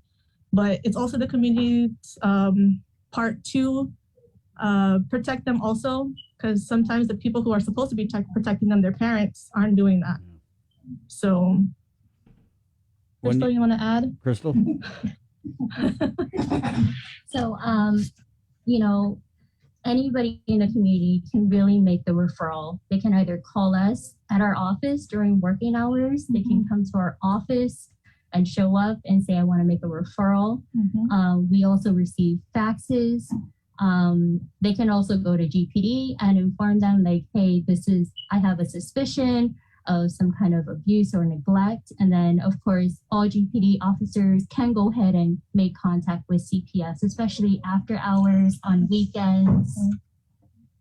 And just to add, you know, some people, they're very scared because they don't want, you know, Guam is a small island and they don't want to be known who's making the report. Yeah. But CPS, you know, we're very, our biggest thing is, you know, confidentiality. We don't release the persons who's reporting. And, you know, sometimes people, they want to remain anonymous, which is fine. Yeah. But sometimes we do encourage them just to let us know, just because if we have any questions, we can call them back, you know. But if you guys see anything, please call either CPS on working days. If not, after hours, go to GPD, make a complaint. Pete and Jolyn, when you guys are, you know, running your investigation of these cases and you come across these instances where kids are either abused, whether it's, you know, physical, verbal, sexual, neglected, and you interview the parents, right? Like, what are some of the things that they say? What are their reasons or their excuses? You know, as far as like the neglect is concerned, some families are just okay with a certain standard of living, and that standard of living is not conducive to, you know, a growing child. You know, not having the right amount of food, Like we keep going back to school, but yeah, not only is school a safe haven, but sometimes that's where some of these kids get their food. Yeah. That's, you know, they don't eat at home and they have to eat at school. You know, some families just don't have it, just don't have the money. And you'd be surprised to see how many families there are on Guam that are legitimately starving, like really just not having any food, you know. And we've done food drives and stuff like that with the mayors and stuff. But, you know, just in the short period of time that I've been working at CPS, I've seen kids that really just, you know, forage for food from whatever tree is around or whatever chickens laying eggs around. It's a reality that not too many people know about as far as the neglect. And then with the physical abuse, it's, you know, it's not something that's easy to talk to a child about. And it's also not something easy to talk to a parent about, because you can imagine if somebody asks you if you hit your kid, you know, people have their you know, defense mechanisms, and they'll say, oh, this didn't happen, when it, you know, it clearly shows that something, you know, occurred. Jolyn? So basically, honestly, a lot of the parents deny all the allegations that are against them in the referrals. But you know, if we interview all the children, and their stories are corroborating, then you know, if like it is physical abuse and we do see the markings on the kids, then we're gonna do something about it. We don't have to have the parents disclose, you know. That's up to the judge if, you know, it goes that route. But, you know, Chris, I also want to make it clear that we don't exert every case. So if we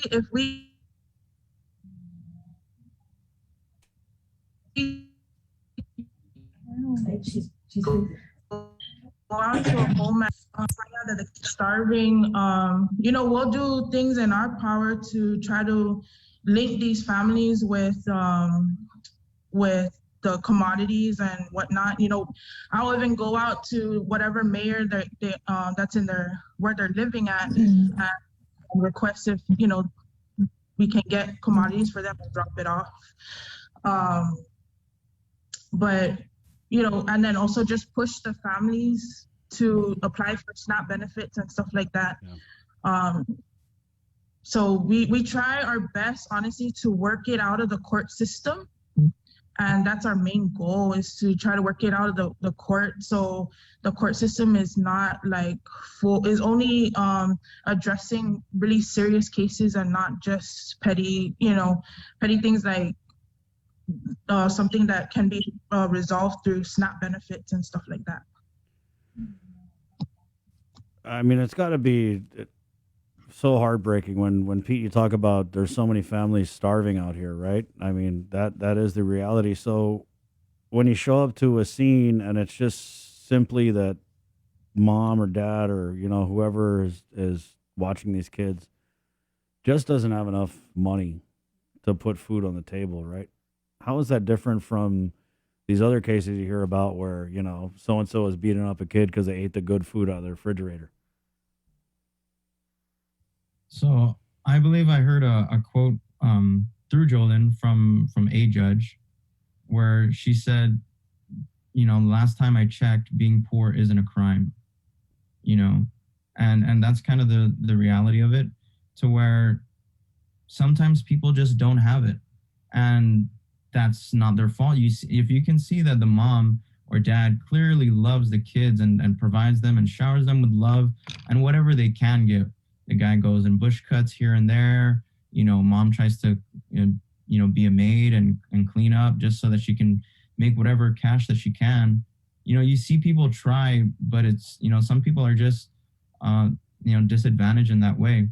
And that's where the social services part comes out, where we try and link them to those services and connect them, you know, with all these different housing options and, you know, like Jolyn said, the SNAP benefits.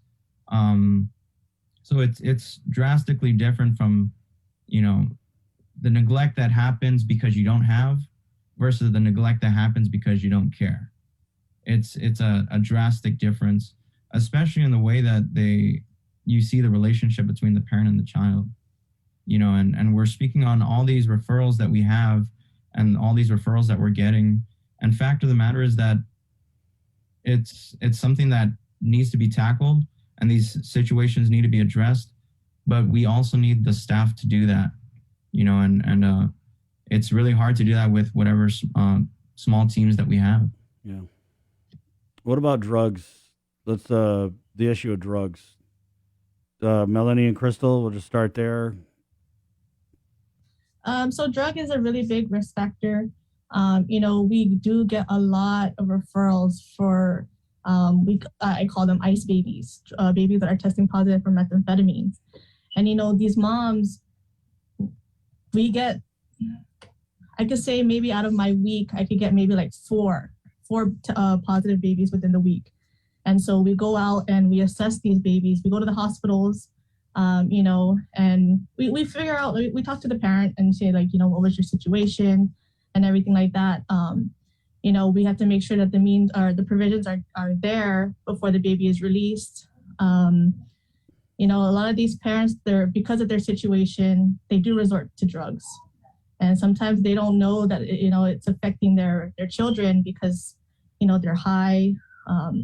They need to fix themselves before, you know, make them feel good. And, you know, their children are just, you know, suffering from that. And they don't see that.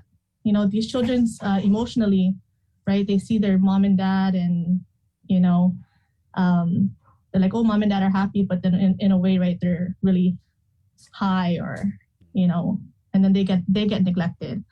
But the drug cases are rising. You know, even if we get referrals for physical neglect or physical abuse, there's always drugs that's involved all the time. And so, you know, we're really trying to tackle the drug issue through education or, you know, through sometimes some type of ways to reduce it. But, you know, it's all up to the parents. We can only do so much. We can only give them the services and the tools, but it's up to them to really want to change for their children. And sometimes the drug is more powerful than the love for their children. A lot of times, right? Peter and Jolyn, Yes. your comments on the involvement of drugs in a lot of these cases that you respond to? Like how Mel was saying about, you know, the babies testing positive for methamphetamines, that, you know, that's one of the hard things that I've had to see. Like, it is not easy to see a baby high on meth, you know, and just kind of out of this world. And, you know, it takes adults a while to come down from a meth high. And you can imagine what it's like for a baby that doesn't know anything and is just kind of subjected to this because of the parents' negligence, you know. And yeah, just in the investigation side of it, you know, we do see a lot of drug use, and you know, that's part of the hazardous, you know, nature of the job. We end up going into these homes, going to talk to these parents many times without GPD or anybody, or without any way to protect ourselves. But we go to these places where these parents, you know, have a history of drug use, have a history of, you know, assault and things like that. And sometimes it's just me and Jolyn going out.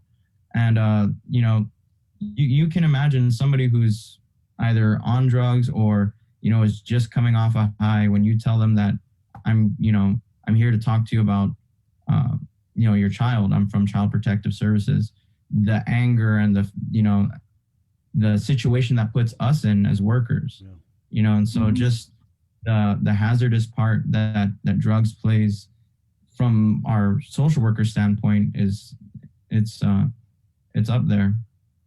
Jolyn?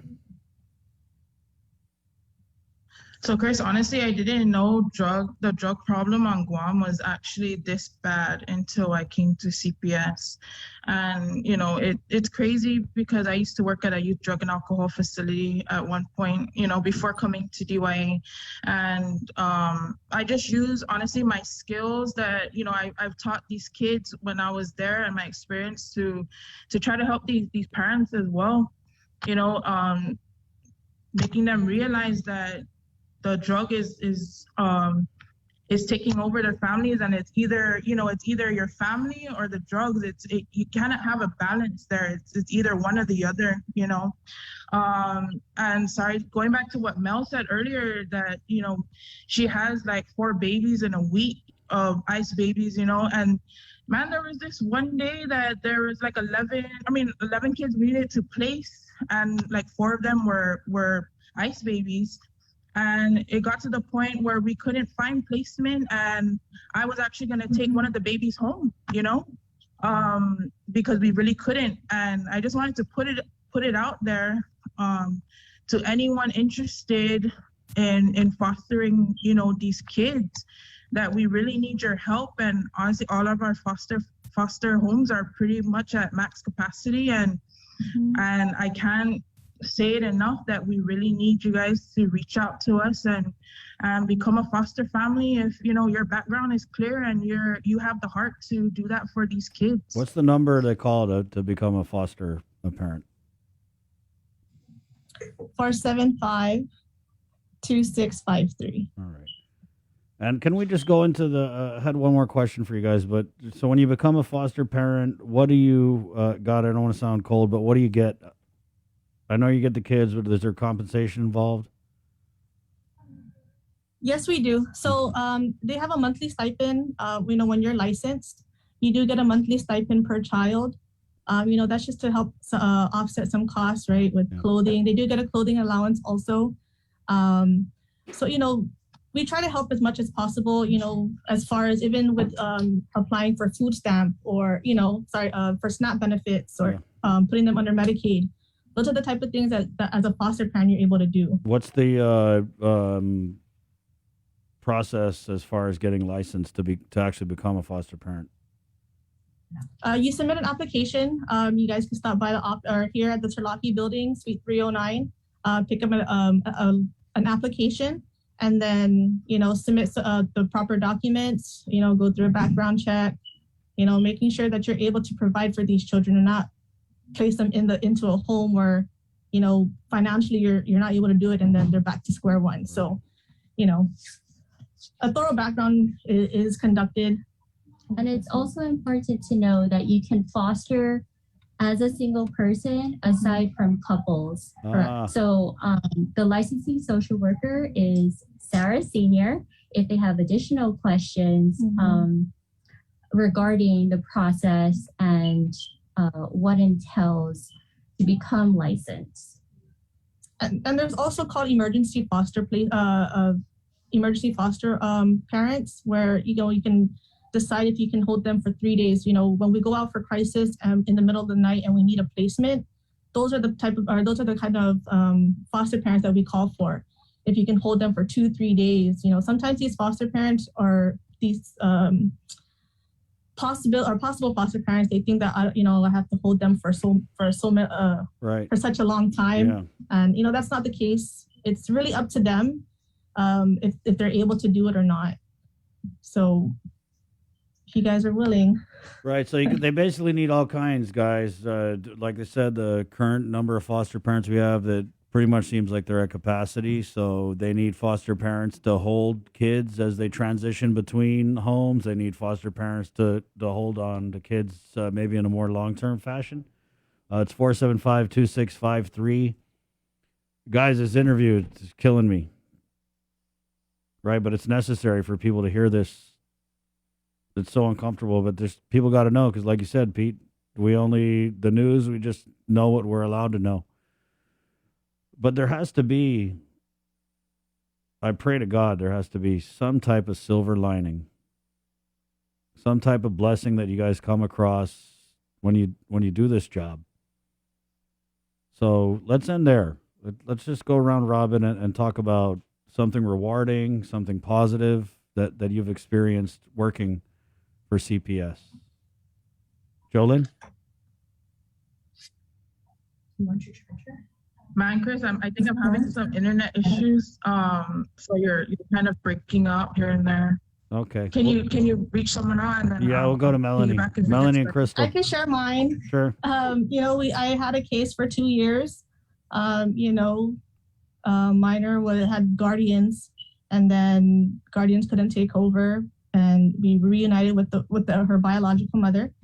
And the biological mother, she had her issues, her drugs, everything like that. But she fought for her daughter. She did every means possible to get her daughter back. And it did take 2 years, but at the end, it was so rewarding when you hear the court saying, what's it called? Parental rights restored back to the parent. It's a nice, I got goosebumps because I was like, 2 years of working so hard. She's finally back with her mom, and their relationship. You could see the relationship between the daughter and the mom. For the girl wasn't with her parent for maybe like a year already, and so just seeing that their relationship grow within 2 years and it becomes stronger, that's why I do what I do. And it's a great feeling when you reunite families together. Crystal? I actually agree with Mel. Because I'm in case management, the satisfaction of ensuring that the goal is always reunification. And unfortunately, in the unit I'm in, you don't see a lot of reunifications. And when we actually get to that point, it's one of the best feelings to see that the family has, from where the parents were in the beginning to where they're at the end, where everyone is happy, healthy, safe. And, the goal is always to prevent further instances why they came into the CPS, right?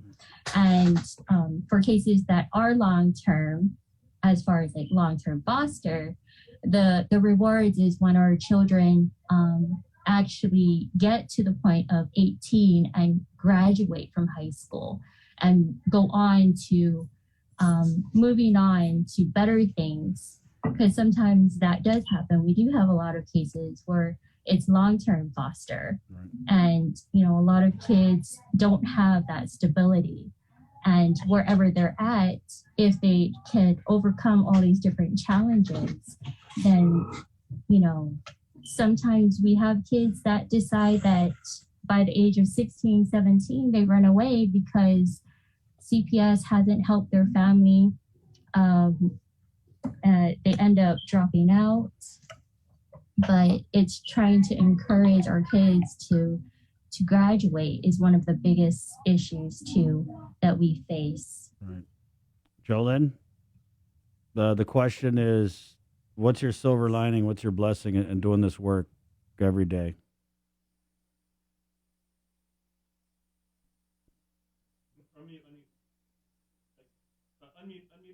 Unmute. Sorry, my lip reading's a little off.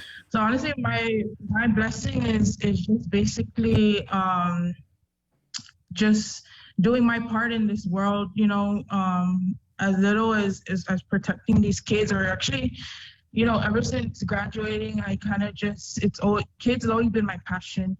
And so just seeing the success or bumping into these once then kids and then now adults, and they have their own families and they're doing well for themselves and their kids. That's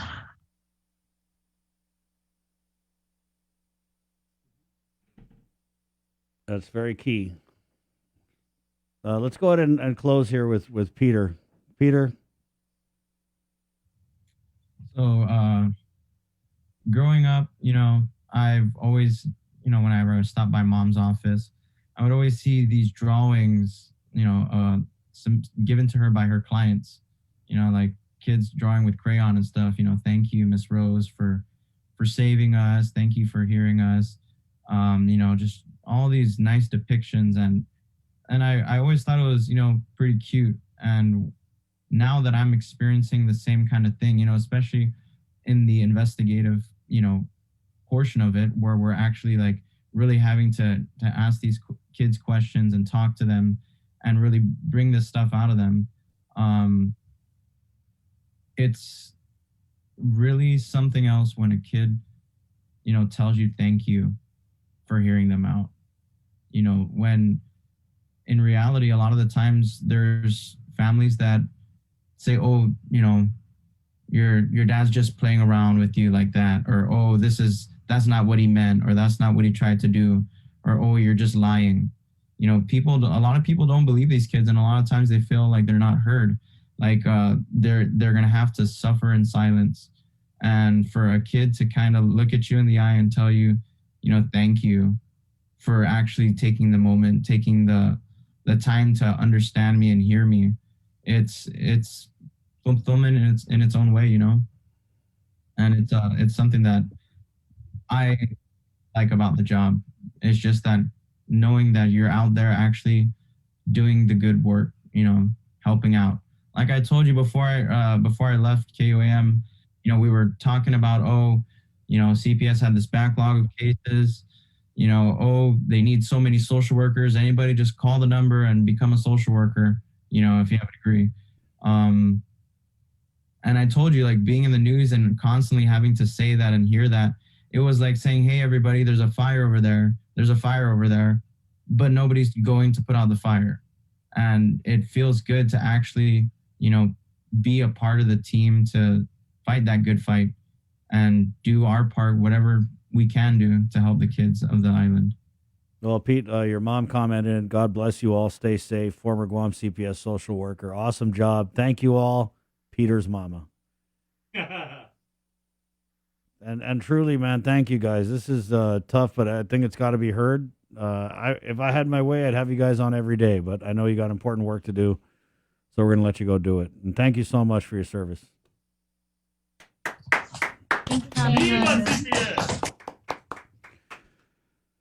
Right on. Man, 9:41. We're going to take a break, and we're coming back with Jason Solis and Humanities Guahan next, right here on the link. Good morning. KUAM Digital presents a series. We know you're tired of hearing about COVID-19. Some of you are probably wondering whether this is ever going to end. However long it takes, we all have to do our part, including our children, to hold the line. You can protect yourself and your family by getting vaccinated. And if you're already vaccinated, don't let your guard down, because you can still give and get COVID-19. And if you're not vaccinated, remember that if you catch the virus, you could suffer more severe complications. At the end of the day, it's the choices we make to protect ourselves, our families, and our community that will control the spread. We know it sounds repetitive at this point, but again, wash your hands, watch your distance, and wear your mask. Together, we have to hold the line. The KUAM Podcast Network is back and on demand, featuring a great variety of podcasts from our island and region, including culture, lifestyle, awareness, crime, politics, commentary, comedy, and entertainment. Available on most streaming platforms. The KUAM Podcast Network. Subscribe and listen now.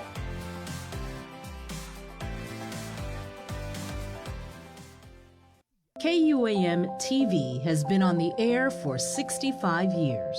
65 years of growing, changing, and adapting to the needs of our local community. 65 years of making you smile, laugh, and cheer, and being there for you in times of tears and heartbreak, and learning to heal together. We've kept you on the edge of your seats, been a trusted source for you to turn to, weathered many storms together, and celebrated life's big moments. And now at 65, we celebrate all the firsts we brought you over the years, and all the firsts that lie ahead as our world changes. KUAM TV, celebrating 65 years of firsts on Guam. Say hello to the First Hawaiian Bank mobile app, where you get smart insights into your finances so you can make smart decisions with your money. With a daily personalized feed, you can compare your monthly income to spending. That's better. Discover where your money is actually going. You might be surprised. See what's essential and what isn't.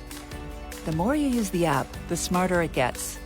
With insights from the First Hawaiian Bank mobile app, it all starts with yes. GU Self-Storage, conveniently located near the Harmon McDonald's, offers fully covered loading and unloading area with individual pin-coded gate and door access. Call us today at 648-7867 for more information. Do you feel like like you're missing out on something? Make life more rewarding with Pacific Points. Earn and redeem points for bill rebates and free load at IT&E, discounts on fuel at Shell, vouchers at Foodies, and United Mileage Plus miles. You can even pay with Pacific Points at IT&E, Shell, and Foodies. Pacific Points. Do more, get more. The relationship between Guam and Manila, Philippines is undeniable as we share similar cultural traditions, history, and heritage. With generations of Filipinos calling Guam home, KUAM presents a monthly look at the capital city featuring in-depth and engaging interviews on everything from medical tourism to new business and government leaders. Veteran newscaster Nestor Lecanto delivers Beyond Our Borders. This special program is brought to you by KFC and the Medical City, where patients are partners. This season of The Voice promises to be the best one yet, with singer Ariana Grande joining the star-studded Coach lineup, including John Legend, Blake Shelton, and Kelly Clarkson. Happen to see how last season ended? I won. But that's why I'm here. To get you hyped up for the big premiere, KUAM Communications are giving you the chance to win $500 daily between September 13th to September 17th for showing us how much you love The Voice. All you have to do is listen to The Link on Breeze 93.9 FM or watch the live stream on Facebook Live, and when prompted, call in with your answer to The Voice Daily Trivia Challenge. And then on premiere day, September 21st, check out KUAM Digital for a special bonus question and another chance to win $500. Visit KUAM.com for official rules and regulations. Some restrictions apply. The Voice, brought to you locally by First Hawaiian Bank. Take in the panoramic beauty of our island each Sunday on the KUAM News Instagram with Scenic Sundays. Scroll through the natural beauty of the island on display. Scenic Sundays on the KUAM News Instagram is brought to you by Addis Trust and Investment, Location, Service, Trust, and Haagen-Dazs Shops Guam, where every day is made extraordinary.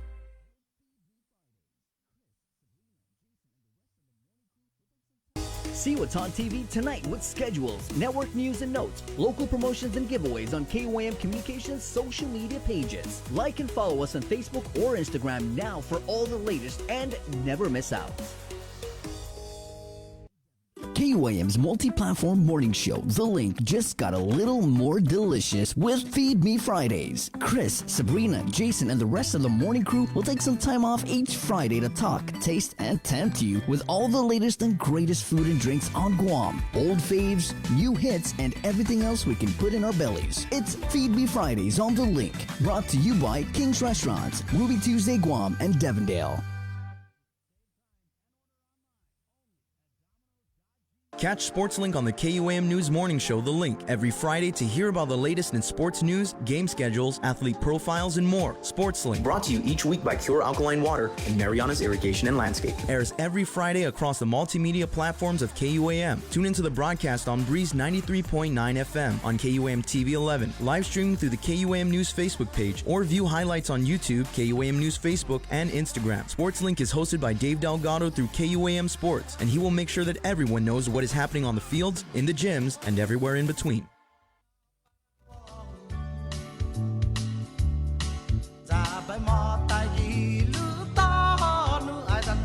All right, everybody, there's a tiny little snippet, a tip of the iceberg, if you will, of our culture. And of course, as you know, culture needs to be preserved. And that is exactly what our friends at Humanities Guam do, and do really, really well. And they want to involve you, because if you have an idea, if you have passion, if you have a curiosity about how you can somehow incorporate culture into your work, whether it be, through dance, through the arts, through some sort of humanities project, Humanities Guam is here to help you. And Dr. Kimberly Keeling, who is a dear friend of mine who I have not seen in forever, joins me now in the Zoom room. So, good morning, Doc. Nice to see you. Yeah, nice to see you again. Okay.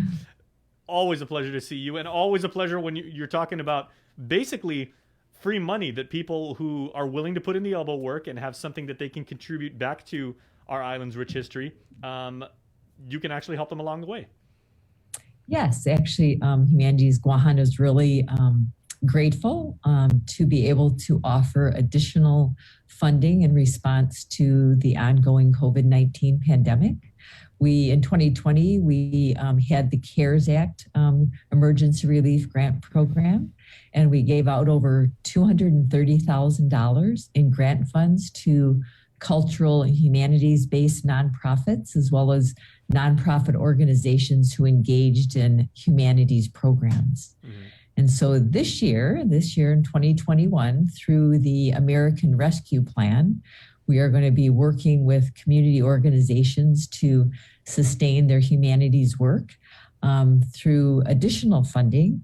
And we will give out grants totaling $170,000 for 2021 into 2022.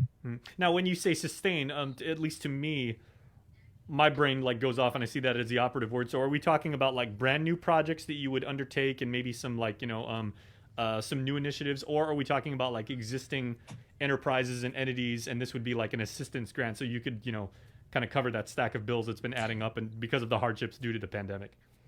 Yeah, so it's actually a combination of both. So if you are a cultural or humanities-based organization, then you can apply for us, and it can be for a new project, new cultural or humanities-based project that you're working on.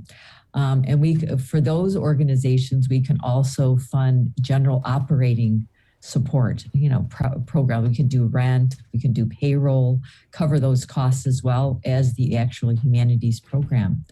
And then we also have a grant line for other nonprofits who may not be focused per se on the humanities, but they have a pre-planned humanities or cultural project that they'd like to receive funding for. And with that grant line, we cannot fund operations. So we can only do that through the cultural and humanities-based organizations. Okay, yeah. Well, thank you for that, for providing some context. Because, over the years, as I've sat down on the KUM couch way in the back and been able to interview you and seeing, how Humanities Guahan has brought forth, these projects talking about the history of our people with food and of language and, of interpersonal relationships and everything like that. It runs the gamut on how, how our culture has evolved over the years. And I would really, really hate to see these people who are doing this for all the right reasons and they have love for Guam in their heart that, just due to unforeseen circumstances beyond their control, they have to close up shop or they just have to cancel their projects because, things happen. But yes, I wasn't aware that it was both for new projects as well as, for, let's call it like ongoing in-flight projects. Right. Yes. We can fund projects. Like I said, if you're a cultural or humanities nonprofit, and if you want to engage in a project that you've been thinking about but haven't really initiated yet, but you'd really like to do that, we can support that. Okay. Well, what little I know about the grant writing process and the grant application process is it's very specific to language, and there's certain keywords that you have to use, and you have to be, there's a complete prose that you have to use when you do that. And sometimes people have like really, really interesting projects or amazing work that they want to do. And just, the vernacular that they use to set up their grant writing application, they get chucked to the side. How difficult and what's the timetable for, trying to apply for this funding? Yes. So the grant application opened yesterday. Was it yesterday? Tuesday, September 7th, and it will run through October 9th. So you have, about a month to apply. For these grants, the process is a little more streamlined. The application form is pretty straightforward and simple. So everything is online, so you have to go on to Submittable, right? And you can access that through our website, through our Facebook page, through our Instagram. You can contact our office also as well. So we ask basically questions like, what does your organization do in the community? What are some of the projects you've done in the past? The mission of your organization. Those are pretty straightforward. And then what kind of project you want? And people get really intimidated by the word humanities. So basically we're talking about interpretation, discussion, analysis, kind of critical thinking. Those are the key kind of terms that you want to look at when you're talking about the humanities. But basically, if you are one of these nonprofits and you've engaged in this kind of cultural work, it should be pretty, straightforward and pretty easy for you to put together the application. Okay, so even application process started 2 days ago. It goes on for exactly a month, so you've got until October 9th. I don't want to use the phrase first come, first serve because we've heard that in a variety of ways over the last week and a half or so. Maybe a sore spot for some people, but obviously you want to get your application, you want to completely fill it out, and you want to have like all your ducks in a row. The sooner the better. Yes, because the money is finite. Yes, we, like I mentioned, have $170,000 of grant funds available. And so we will, give those out. We're giving up to $20,000 grants, which are larger amounts than we usually give out, because you want to make sure that we're really helping the community in terms of COVID and during this really difficult time. So you just need to apply, and I would advise that you apply sooner rather than later. And then also too, if you have any questions about the application process, or please feel free to call our office. Leslie Reynolds is our grant manager, and she's fantastic, and we offer a lot of support to people the organizations that do apply. So we're here to help and to assist and to hopefully financially support your organization. All right. So we know how much you love helping people, Doc, and everything, and we're certainly wonderful for it. Our community is so much better because of you. So making sure everybody that the current generation of Guamanians are able to express ourselves, share our ideas, and preserve that culture so the next generation may benefit from it as well. That's right. So Dr. Kimberly Killing from Humanities so Guam, thank you. Always good to see you. Thank you so much, Jason. Okay, bye-bye. And please stay... Tell you what, we're going to get some music going right now, everybody. It is Cover Me, brought to you by our friends at Docomo Pacific and Burger King. Here is today's featured artist. Yo, what's up, guys? I'll be doing a cover of Nobody But You by Blake Shelton and Gwen Stefani, and I hope you guys enjoy it.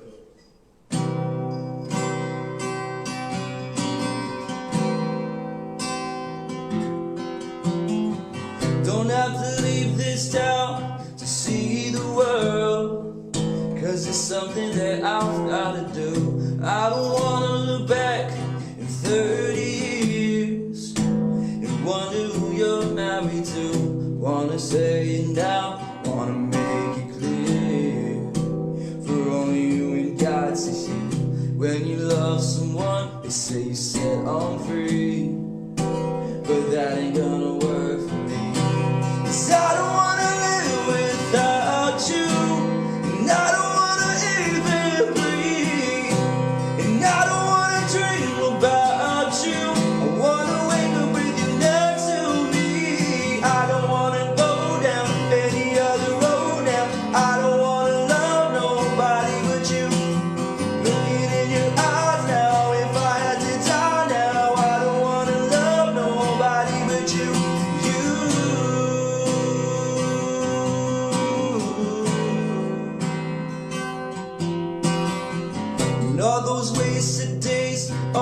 wasted nights, I'll blame it all on being young. Got no regrets, 'cause he got me here, but I don't wanna waste another one.